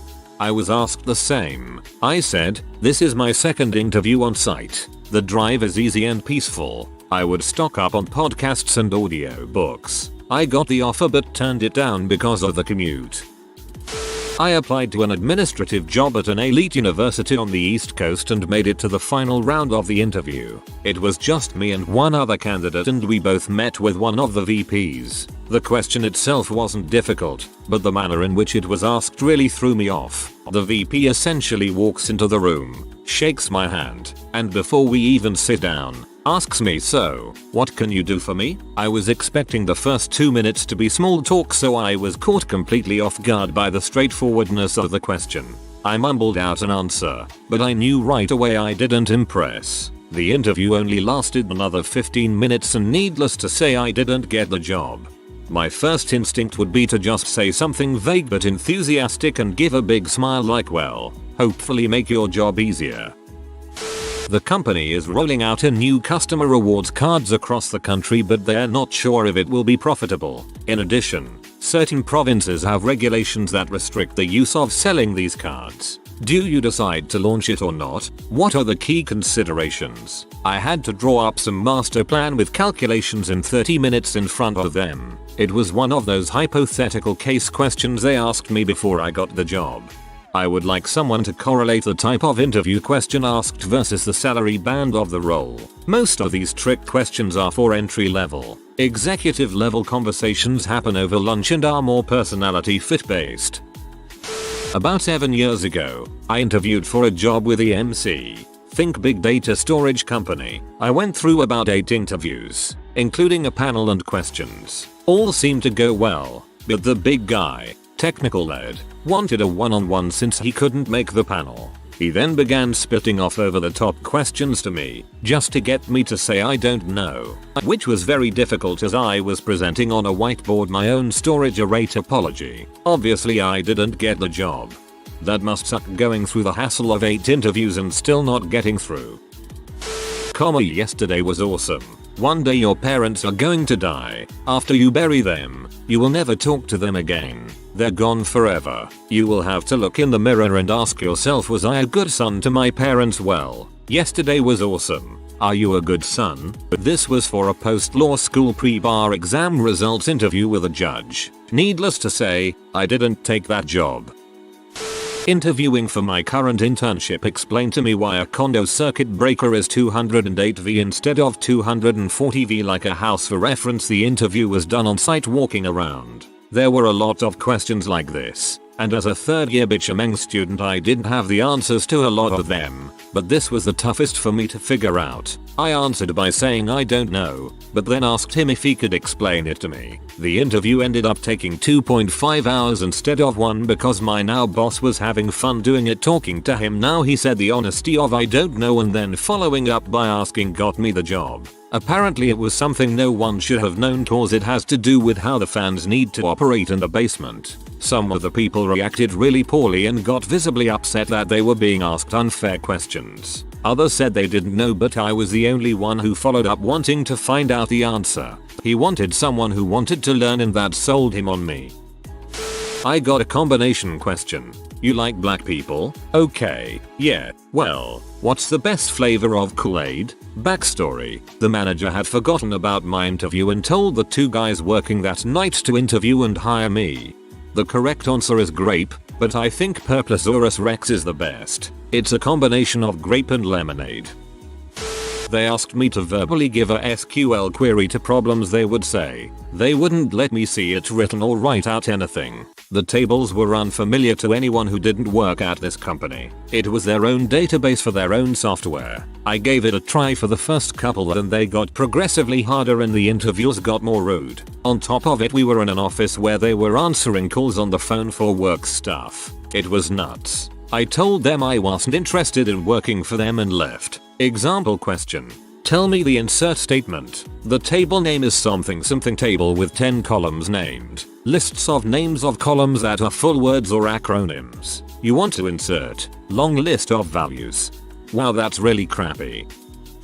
It was a lunch interview and at the end, the manager asked, who was our server today? I had zero idea because I was more focused on hearing the specials than her name. Must have made me look like a snob though because I didn't get the job. I applied for a security job and was asked, what do you think makes you qualified for this job? I replied, I've been stealing crap for years and have yet to get caught. I know all the tricks. Got the job and made a great friend. Well, that's risky. It wasn't so much a question as it was a situation. I attended a round of interviews right before graduating college. The company flew me and 2 of my classmates out. Small field, and my school is well known for it. They put us each in different rooms and we interviewed with several departmental heads from the company. The interviews were pretty standard. I could tell they were trying to see who would fit best into their company culture, as well as perform the job well. We were all qualified, so it came down to personality. Everything was standard until the 3rd manager that interviewed me. He came in, shook my hand, and sat down. Average height, maybe 220 pounds. He had thick, black, oily, curly hair, cropped neatly on top of his head. He had an odd posture, kind of holding his head back, the way anyone would do when trying to give themselves a second chin, pushing his jaw down into his neck a bit. I remember every detail about this guy because of the interview. He began talking to me a bit, but then it happened. PLBBBBBBBBLT. In the middle of his sentence he straight up just made a fart noise by sticking his tongue out of his mouth, closing his lips and blowing. It was quick, but it caught me completely off guard. He went right back into what he was saying. He only did it once before finishing what he was saying, and I started to answer. However, as soon as he stopped talking and started listening, I began to get assaulted by loud, longer, face like a pufferfish, fart noises. It was clear he was trying to suppress it, but that it was very hard. Crap. This guy has Tourette's. Either he has Tourette's or he is freaking with me on a major level. Whenever he spoke it was less often, less intense. But whenever I was talking I could tell he was trying to listen intently, but he couldn't contain himself nearly as well. The interview went on, and eventually finished. I was stone-faced, made it through 2 more rounds and they took us for lunch. He continued to do it occasionally there, with the rest of his co-workers. None of them reacted, so I felt affirmed that it must be Tourette's. After a long day they took me and my classmates back to the airport. As soon as we got through security we all completely broke down. We had all come to the same conclusion, but to this day I really don't know if it was some kind of interview tactic or not. I'll never know. If you had an important deadline and your child was also very sick, which would you attend to first? Come into work and for the deadline or tend to your child? I almost did not take the job once they offered it to me because this question bothered me. If you're in the US I'm fairly sure they're not allowed to ask you about childcare. As an employer I wouldn't feel comfortable asking this question. When I was 15 and the manager at the A&W asked me about my previous work experience. I manage our healers and loot distribution in our WoW raiding guild. Would you rather focus on one thing and do it 100% well while 2 other things do poorly, or would you rather do 3 things at 70%? It was a tough question. I think my answer would be that the situational is purely contextual. There are tasks that can be completed in a less than perfect manner without causing issues, which would allow for the first situation. Similarly, there are tasks that do require a certain level of commitment, which would necessitate the second situation. What is your worst quality? I told them I wasn't a good team player and greatly prefer to work alone. I also said I knew it wasn't a good quality to have in that environment, but it was something I was actively working on fixing. I was interviewing to work at a treatment center for youth recovering from addiction and eating disorders. Question: if we asked you to do something you felt was morally wrong, would you trust that we are more skilled and understand the situation better and do it anyway? Answer: I don't think I could in good conscience do something I felt was wrong regardless of the situation. I didn't get the job. They were shut down a year later. For a software developer job with minutes, 5 years experience, I got asked out of 10 how would you rate your .NET knowledge. I answered about 6 out of 10 inches. He looked at me very puzzled and said, we've just had a guy in here straight out of university and he's rated himself 9 out of 10 inches. I replied he's not even aware of the things he doesn't know about. .NET is huge. If I was 9 out of 10 I wouldn't be here. He had a developer in the room and he looked at him like I'd just spat on his kids. He then asked, why do you want this job? I said, I don't think I do. You approached me and we agreed to go our own ways. I don't know why he was offended. I actually thought it was a good answer. In the event of a fire in the building, is your first priority to pull the alarm or call 911? Caught me off guard and said pull the alarm. Correct answer was both. Surely they both can't be first priority. I think you were right, as pulling the alarm usually signals to the emergency services anyway. I got asked to sell them a pen the interviewer pulled out of her jacket. I had watched The Wolf of Wall Street 3 times already, and after what they explained to me previously I wasn't interested in the job anymore, so pretty much reenacted the scene. Still got the job. Sell me this pen. Hands you the pen. Well sir, ma'am, it appears you no longer have any pens. You can borrow this one with a small deposit and $0.05 an hour, or it's yours to keep for $1. I'm not sure how you're going to keep notes without it. I applied to one of these annoying startups that treats the office like a second living room and expects employees to act like a close circle of friends. They thought they were really original and fresh. I had an interview over the phone and expected somewhat weird questions. Instead, they made me conduct the interview as if I were the one interviewing them. Honestly, that's a pretty bad idea. It felt like they wanted to show off how out of the box they are, but they learned hardly anything about their potential employee. It went rather well. Nevertheless, since I'm used to interviewing people for my job, in the end I wasn't offered a position. After having me work on a mock project that took over a day to finish, they told me my work was great, but unfortunately they had already someone in mind for that position, even before I applied. That's 2 days of my life I will never get back. That's 2 days of my life I will never get back. Better to waste 2 days and be done with it than actually working at a place like that. Had an interview at Starbucks years ago. They asked me to describe a real event where I fought conflicted with a coworker and the exact steps I took to fix the situation. I'd never been in an applicable situation and told them so. Wrong answer was not optional and had to give an in-depth answer. I get that they were probably working off some corporate script, but still not sure what exactly I was supposed to say. Making up stories and making mediocre coffee don't really have much in common. Used to work for Starbucks and I remember that question. It was my first job, so I didn't even have coworkers before that, so I used some story from high school that was extremely lame, but I tried. For me, I hate what salary do you want? I think it's mostly a trap question to see if you're greedy or willing to work for peanuts. I always say based on what I've learned about Ziz Corp, I'm confident that if you extend me an offer it will be competitive based on my experience. Friend of mine got the question, what is your biggest character flaw that would make us not want to hire you? He told me, he answered, I'm so arrogant I honestly can't think of another flaw that would make you not want to hire me. What do you feel are your biggest weaknesses? Jesus, I couldn't stop talking. Just kept digging myself deeper and deeper into a hole. I guess I thought they'd appreciate my honesty. Eventually, when I'd run out of actual weaknesses, I started inventing some. Did not get the job. Eventually when I'd run out of actual weaknesses, I started inventing some. I'll take moments that keep me up at night for $15 HR. Jim. I interviewed with Marvel. The interview went incredibly well. And the last question they asked is, who is your favorite hero? And to this day I regret not saying Agent Phil Coulson and just going with Spider-Man because there was a giant Spider-Man mural on the wall next to us. Don't work there full time, but they do hire me out as a freelancer from time to time, which is really cool. Agent Phil Coulson is absolutely the right answer. Them. Looking confused at resume. So, tell me why you want to be an accountant. Me. I don't want to be one. Them. Silence. Bit intrigued. Ha. Me. I applied for a consulting position. Them. Oh, there must have been a mix-up. Sorry. Me. Thinking.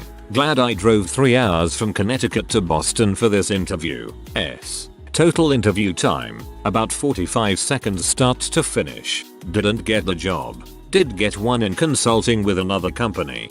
I had a similar thing happen. Someone started asking me marketing interview questions when the job was in product development. It was really awkward, but after a couple minutes we realized they'd given the interviewer the wrong information. Thankfully she shifted gears and we had a nice recovery.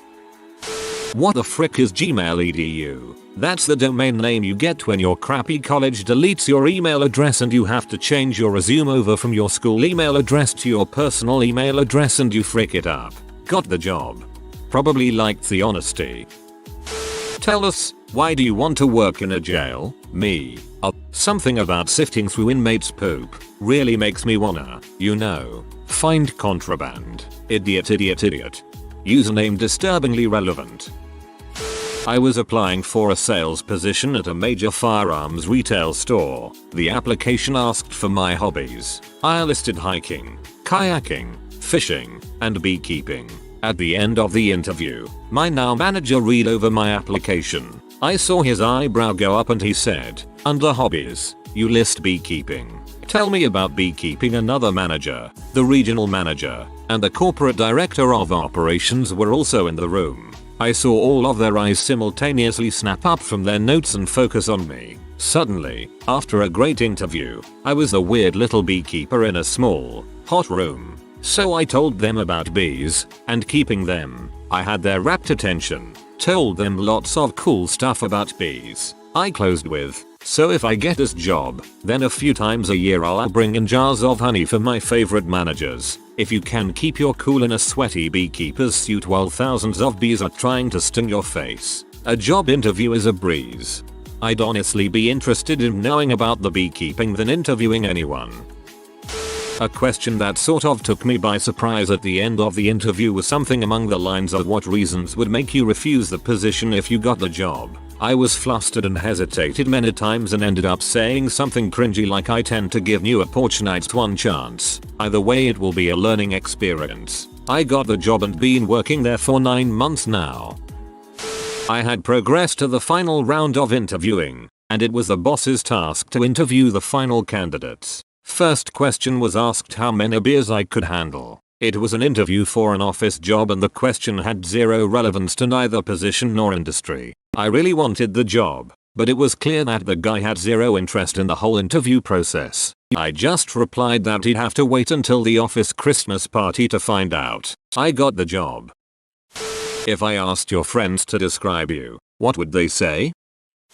I had an interview for a project engineer position. The interview question was what would you do if you purchased and installed a new piece of equipment and then have the line supervisor tell you that they gave you the wrong specs? I think it's an excellent question that caught me a bit off guard because it demonstrates your conflict resolution and problem solving skills.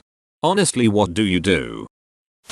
I applied for a management role in my first job when I didn't have any management experience and got knocked back. The person they hired failed miserably, and I went for it again about 3 months later. They asked me, so you applied 3 months ago and were turned down. Why do you think you'll get it this time? I answered, this is still my first job.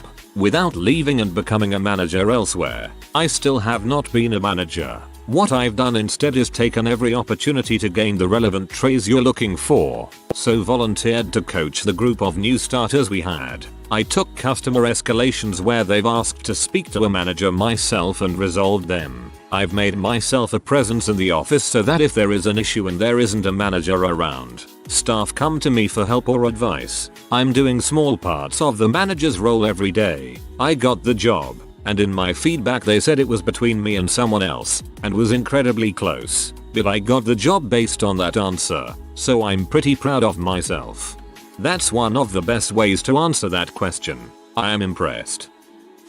I was asked if I'd rather do my own annual self-evaluation, including a list of goals and objectives for the forthcoming year, or have a department head fulfill this role. I opted for the self-evaluation, stating that I'm my own sharpest critic and always striving for improvement. That worked well for the interviewer as it displayed determination coupled to the ability to work independently.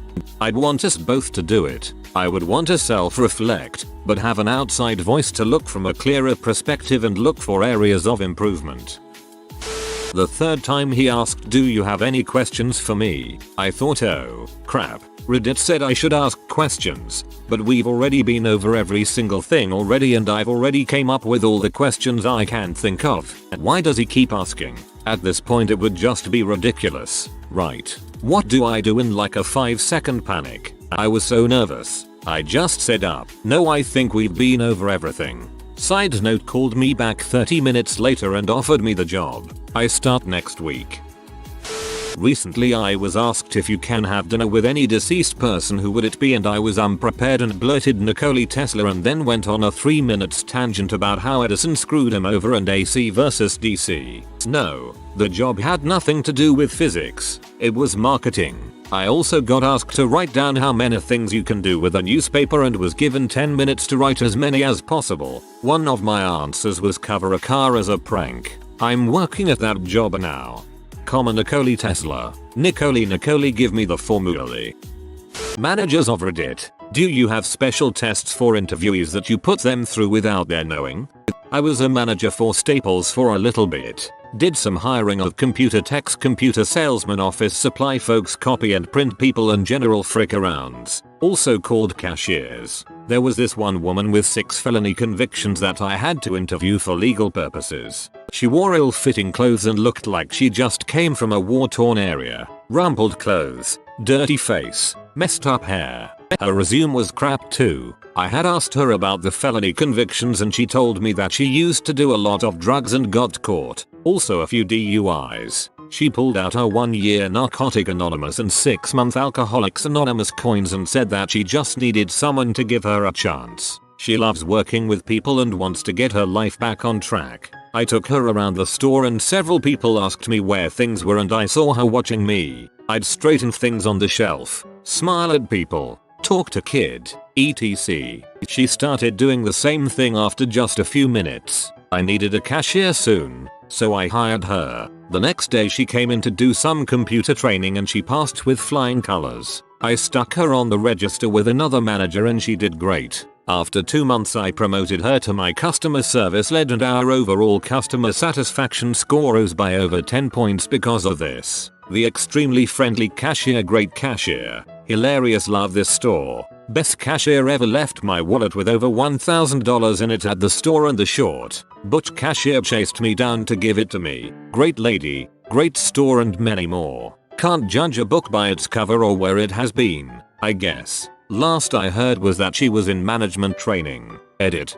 Thanks for the cool replies. I left the company for greener pastures about 6-8 months after that. Now I don't get to hire anyone, except interns, work study recipients. I spoke to her on Facebook again and she said that she was turned down for more than a dozen jobs before I gave her a chance. Walmart, warehouse market, office depot, food pyramid, and little store like that turned her down without interviewing her. She called every place and they said that her criminal record made it difficult for them to hire her to work with money. She's about to get her 2-year AA pin next week. That's a great story. I wish every manager out there could read it. My boss does. She comes in late for interviews very often, but if she's actually on time and the interviewee is late, they don't get a job. I call the test hypocrite. If they bring a pen pencil there on top of the pile of applications. I brought a pen applying for jobs with me, got a call the next day. I interviewed with a company recently who told me about their process for interviewing sales engineers. They would go about the normal interview, but that evening, they would all go out for drinks and try to pump the recruits full of alcohol. It was meant to be fun, but also a test of whether the person can either know their limits and politely decline, or hold their own after a lot of drinks. Apparently, drinking is a big part of sales. Getting the other person drunk while seeming to not try to get the other person drunk while not getting drunk yourself is extremely useful for getting a better price or larger order contract. I used to do interviewing for a job that was, basically, hacking the internet. At some point in the interview I'd ask them increasingly advanced questions until they came to something they didn't know. Then I'd explain it to them. If they thought the new thing was really cool, that was a big plus. It showed they really were interested in the job itself, not just in the paycheck. When I was applying to work at a chemical plant, my future supervisor gave me a sheet with several short chemistry problems on it. The first 2 were normal derivation formulas. The rest were just asking for the names and properties of the compounds listed. I was sweating and getting more and more confused until he took the paper back from me, adding the answers. They were all jokes. Things like a ring of 6 iron molecules equals Ferris wheel. He just said, "This is a really dumb place to work, so you'll have to have a good sense of humor here." One of my favorite jobs ever. Ferris wheel. Ferris wheel. This thread is scaring the crap out of me. I'm desperately unemployed and had 2 big interviews this week that I thought went well. I'd always ask folks to use a particular subject line when sending in their resume for a particular job. Nothing crazy, just please send an email with programming position as the subject too. It kind of floors me how few people could manage to actually do this. I noticed when they did. I do the same thing on Craigslist. I put in a code word at the end of the ad to make sure people actually read the specs requirements. Often, they don't. I am a supervisor and have done interviews. I don't ask the typical BS questions. I keep it really relaxed, have a conversation and just get to know the person while talking about the job. That way I know what they are really like and not putting on an act for the interview. At the other end of the table, I enjoy these interviews the most. Whether I get the job or not, I at least feel like I've put my best foot forward and haven't resorted to cheap cliches. I also feel like the person across from me is more intelligent than the regular trained HR monkeys. Engineering manager here. I draw a right triangle, label 2 sides 3 and 4, and then ask them for the remaining side. Many engineers fail this, or try to trig it out. I don't understand the quote bidding process and why it needs to be so complicated and mysterious. What I always do is get a bunch of quotes from different vendors. I then show all of the vendors everybody else's quotes and then let them all come back with another round of quotes. I then pick the vendor who takes me out to the nicest restaurant for lunch to discuss their proposal. That way, everybody wins. I work in retail and am training to be a hiring manager. I was talking to co-workers about this very question earlier this week and she told me her old boss's strategy. When a hopeful would show up for an interview, the manager would do a brief introduction, then feign some sudden distraction, apologize, then tell the interviewee to just walk around the sales floor and familiarize themselves while the manager resolves the issue, while the newbie walks around. The manager would have their sales floor associates casually approach the interviewee as if they were a customer and have a brief conversation.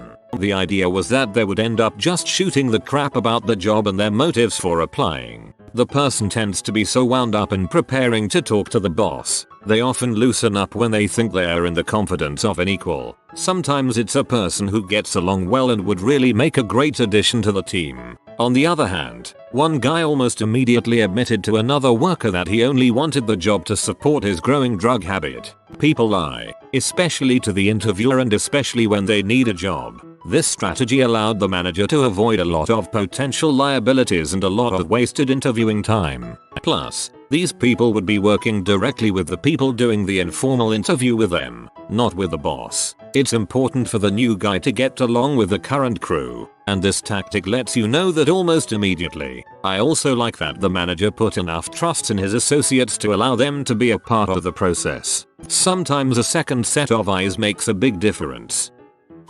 I've typically interviewed people for technical positions, which is a piece of cake. 1. Ask them technical questions about the job and 2. Ask them specific details about knowledge they claim to have on their resume. Where I work, padding your resume will get you tossed out rather quickly, but not after being lightly chided for putting stuff on your resume that you don't actually know. People with some network experience tend to pad their resume a bit too much. I remember one guy who listed BGP as one protocol he had experience with. I pressed him to explain it to me and he caved, then admitted that BGP was used in a project he was involved in, but he had nothing to do with it and didn't understand it. That type of crap does not fly with me. If you put it on your resume, you better fricking know it or I'm going to find out and embarrass you. I used to work in a cafe. The work was simple. I asked applicants to butter me 2 slices of bread and put a slice of cheese on it to make a sandwich. Those who failed to wash their hands first failed. I am in the middle of interviewing senior software engineers right now. I ask them all, what sucks about XXX, where XXX is the current language they're using. This is generally done in a fairly light-hearted manner after I ask them to briefly describe their background and they mention the main technology they're using. It's not a trick or anything, but it's the most important question I ask. My dad would have a rubber chicken waiting in the interviewee's chair when they came into the room and watch them, deadpan, to see what they did with it. My apologies, I didn't realize the last applicant was still here.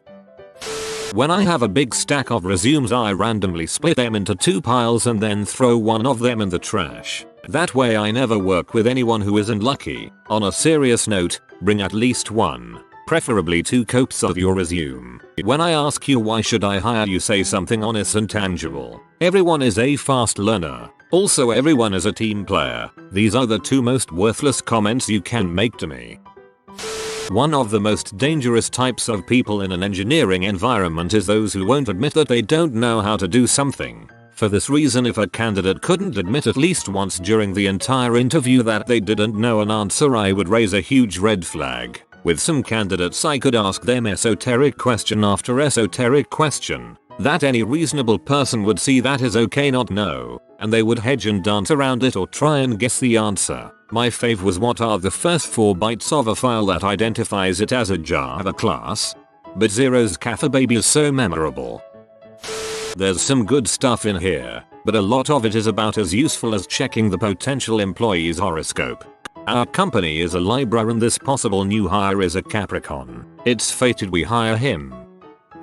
This reminds me of a joke. 3 wannabe MI5 agents are being interviewed. 2 men and a woman. They are given guns and told to go into a room and shoot whoever is in there, but they are not told that the guns contain blanks. The first man goes in and sees his girlfriend sitting on a chair in the middle of the room. He immediately breaks down in tears and can't do it. The second man goes in and sees his wife on the chair. After 30 minutes he pulls the trigger and emerges distraught. He's passed the test but his wife hates him. The woman goes in and sees her husband on the chair. After 10 minutes she comes out covered in blood. The interviewer says, "What the frick happened? The gun was loaded with blanks." "I know," she says angrily. "I had to beat him to death with a chair." I like that the married interviewees are the ones who manage to pass the test. My boss does the walking test. He does walking interviews and will change his pace. See if people would keep up with the change in pace. Big thing in hotels. Tricks on Henry Ford. I never use condiments. Yes, you'll swindle the heck out of him at the next interview he has. I'm an editor who sometimes has to hire other editors. The interview is just a formality for me. The resume and cover letter tell me almost everything I need to know. Mistakes on the resume? No way you're getting a call. Disorganized or confusing layout? No thanks. I need people whose main goal is to communicate clearly. Applicants move up in the pool if their style choices, such as using the Oxford comma, match my company's, because I figure it will be easier for them to conform to our style guidelines. I'll also look for writing samples on the web. Yay Oxford comma. This thread convinces me just how irrational and fickle people are. If you don't push your chair in a Cracker Barrel after the interview, 9 times out of 10 they won't hire you. Manners matter. Cracker Barrel is one of the worst places to work on the planet. They are so obsessed with their southern charm that the managers have their heads up your butt all day long. Also an engineering manager. One of the things I do for drafting types is have them do a model for something I sketch up. I leave something important off, such as a thread size, part thickness, or maybe whole location, just to see how long it takes them to ask for clarification. People try to be self-reliant to prove themselves, so it makes a lot of people squirm once they figure out they don't have all the information. A good candidate not only finds the missing information quickly, but communicates the issue and seeks out the answer. 4 out of 5 assume an answer, which kills me when I ask the question, "Do you think your print is ready for manufacturing?" Sometimes it really is true that a candidate that has all the answers is someone who never asks the right question. Completely reasonable test. Tangent. I recall a story from Lockheed Martin, I think. One of the engineers sent plans to be fabricated but didn't specify well enough 2 inches versus 2.000 inches, and so most of the parts didn't fit together. I ask a question of medium difficulty that any competent person would be sure to get right. Then I ask them if they are sure about their answer, implying that it's wrong. Tells you a lot about how they react to feedback and how they communicate with a client boss when they think they are wrong. IT manager here. I always try to make the person perform a task or write code that will directly relate to the actual job. For example, if you're front-end HTML jockey, you get a screenshot and an hour to build the page in HTML with Notepad. The special part of the test is that there's no way you can finish it in an hour. So it's as much a question of prioritization as it is technical ability. One guy wasted the whole hour trying to make the rollovers work. No offer. The guys who got offers were the ones who got a basic page running, then went back and went after the frills. Your dad is a freaking boss. My old manager kept a stack of comic books, a lot of old school superheroes and some of the Star Wars graphic novels, on a mini fridge behind his desk. He'd always offer the interviewee a bottle of water from the fridge, but in order to get it he'd have to slightly shift the comic books. If they mentioned the nerdiness coolness of him having them or asked him about them, then they would be much more likely to be hired. Caleb was a pretty cool guy. Back in the early 50s when Truman was still the emperor and jobs were given out like candy because of the economic boom after the Second World War, and candy was given out like jobs, and so on and so forth. I was a hiring manager for a small company you may have heard of called IBM, or Intimidatingly Burly Men. It was my responsibility to enlist only the best candidates, so I was forced to come up with lots of subtle personality tests to determine the best man for the job. If I remember correctly, women were not allowed jobs until the late 80s. and even then only as secretaries or nurses or eye candy. One of the first things I do with a new candidate is lay a salt lick and a lemon drop on the table in front of them. I would ask them which piece of candy they wanted. Remember, if you would, that candy was given out like jobs and it was a not so subtle metaphor for a job. If the candidate reached for the salt lick, they were a go-getter who was willing to do anything to please me. If they reached for the lemon drop, they were a go-getter who was willing to make their intentions to be a hard and diligent worker known. My next test involved mixing very different jigsaw puzzles together on the table. One was a Bob Ross original that I cut up with an X-Acto knife, and the other was a picture of me taken at the 1918 World Fair where I am crying after having dropped my ice cream, and asked them to assemble the two original pictures. If they refused and told me it was a pointless task, they were a go-getter who didn't waste their skills with frivolous time sinks. If they spent the requisite 10 hours putting together all 46,000 pieces, they were a go-getter who was willing to drop everything, especially their sanity, to get the job done. I like to think my tests really separated the candidates with no go-getter attitude from those who had it. In the end, we ended up with some of the greatest minds in the world. I'm good. No offense to interviewers here, but you all seemed like dongs. I was managing tech support reps and would ask them to provide me with shoe tying tech support. Without looking at me, they would have to talk me through tying my shoe. If they could explain it step by step and I ended up with a tied shoe, they would invariably be patient with less tech-savvy customers and able to break complicated concepts into their component parts. No, I don't believe in gimmicks when hiring someone. It's akin to setting them up to fail. I'd rather have a casual chat to get to know them. I am, however, a believer in probationary periods, the reason being to see if you can fit in and can handle the job. Holy crap, irrational, logical thoughts in this thread. I salute you. Frick these tests, most of them are abusive and insulting. If you're not a psychologist, stop acting like you can summon the core of someone's character with a barely clever mind game. If an analysis of relevant skills and a follow-up conversation can't tell you what you need to know about an applicant, you suck at hiring, and you're taking advantage of your power by making applicants dance for you.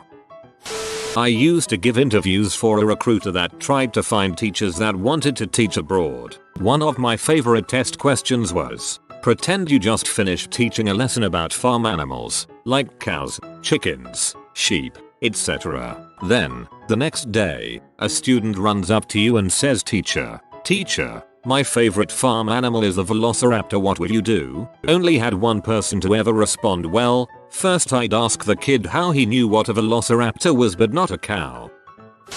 If he came back and saw the vendor picking up BBs, he asked him to leave immediately, because clearly they were too stupid to slide the cup over. I ask them to brutally kill their firstborn son and sacrifice him in my honor. If they don't, well, I have to think twice about hiring them.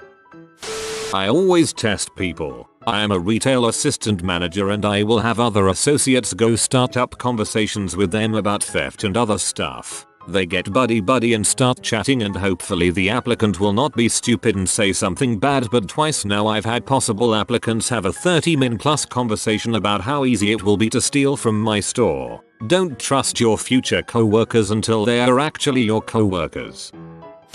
Not a manager, but I've interviewed people for IT positions. I ask people what their biggest frick up was, and how they recovered from it. Anyone who actually tries hard at their job will make mistakes, and recovering from those mistakes is a valuable learning process. If you can't give a good answer to that question, you're either a liar or lazy. Or they just haven't had a position with a ton of responsibility or opportunities to really mess up. I mean, I guess that says something, too. Just something different. I work in a movie theater. We want fun people who are easygoing and enjoy having conversation. We sit them down all formal like and go over their application and ask about school and whatnot. Then serious face. Then, if you could weigh Mount Everest, how would you? Where would you hide an elephant? What kitchen appliance would you be and why? Questions like that to get them to open up. If they don't laugh or be all serious like I'd Google that teen automatically not hired. Kinda silly and sucky, but all our employees have great attitudes and love their job. Also, I don't comment often, but how do you break paragraph? I thought I did in between those questions. My workplace has very long hiring process, usually 7-10 interviews. During one technical interview, a technical person grills the interviewee until they have to give a "I don't know" answer. They do this several times. We then take the questions they answered "I don't know" to and send them to another technical person, who has an interview with the same person, scheduled a week later, and we ask them again. The purpose is to see if the person has the initiative to look up the answers after the first interview. A lot of what I've learned from this AMA, I have a special quirk like, and if I make a reference to it and you don't get it, respond to it, you don't make the cut. Yeah baby. Nothing like eliminating a lot of good people just because you're so narrow-minded to think the right person has to relate to that one thing of yours. I really hate crap like that. You know what? Maybe that person has been to a restaurant before and knows that they like their food saltier than any restaurant serves it. So they save their goddamn time by just putting salt on it at the beginning. And just maybe, it has absolutely nothing to do with how well they manage an assembly line. That facet of business culture is such a load of balls and only exists so that people can perpetuate this system of focusing more on a superficial game than doing actual good work. An exec at my former company used to ask this question or brain teaser. He wouldn't expect someone to be able to solve it in a few minutes. It just served to gauge how they worked under pressure, and he would often let the interviewee take home the question. There is a married couple where the husband works from home and the wife commutes to work. Every day, the husband drops her off at the bus stop. She takes the bus to and from work, and he picks her up exactly when her bus arrives at the end of the day. One day, she gets off work early and decides to take an earlier bus. She takes a bus 1 hour before her usual time. Assume that this means it drops her off 1 hour early. The husband does not know this, and leaves home at the usual time to pick her up. Assume for simplicity that he drives at the same constant speed. The wife, arriving at the bus stop, decides to start walking toward home so that the husband can pick her up en route, which he does, and they arrive home 20 minutes earlier than they usually do. How long was the wife walking for before he picked her up? I heard a similar urban legend that in the Google lobby office they have a bunch of playground equipment and random objects but no normal chairs. When people come in for an interview they make them wait, and if they stand the whole time instead of sitting on the playground equipment they are less likely to be hired. Ex-Googler here. That is most definitely not true. Behavior-based questioning is the name of the game in corporate HR offices. If you are new to the channel, you can subscribe. I publish new videos every day. Until then, check another video.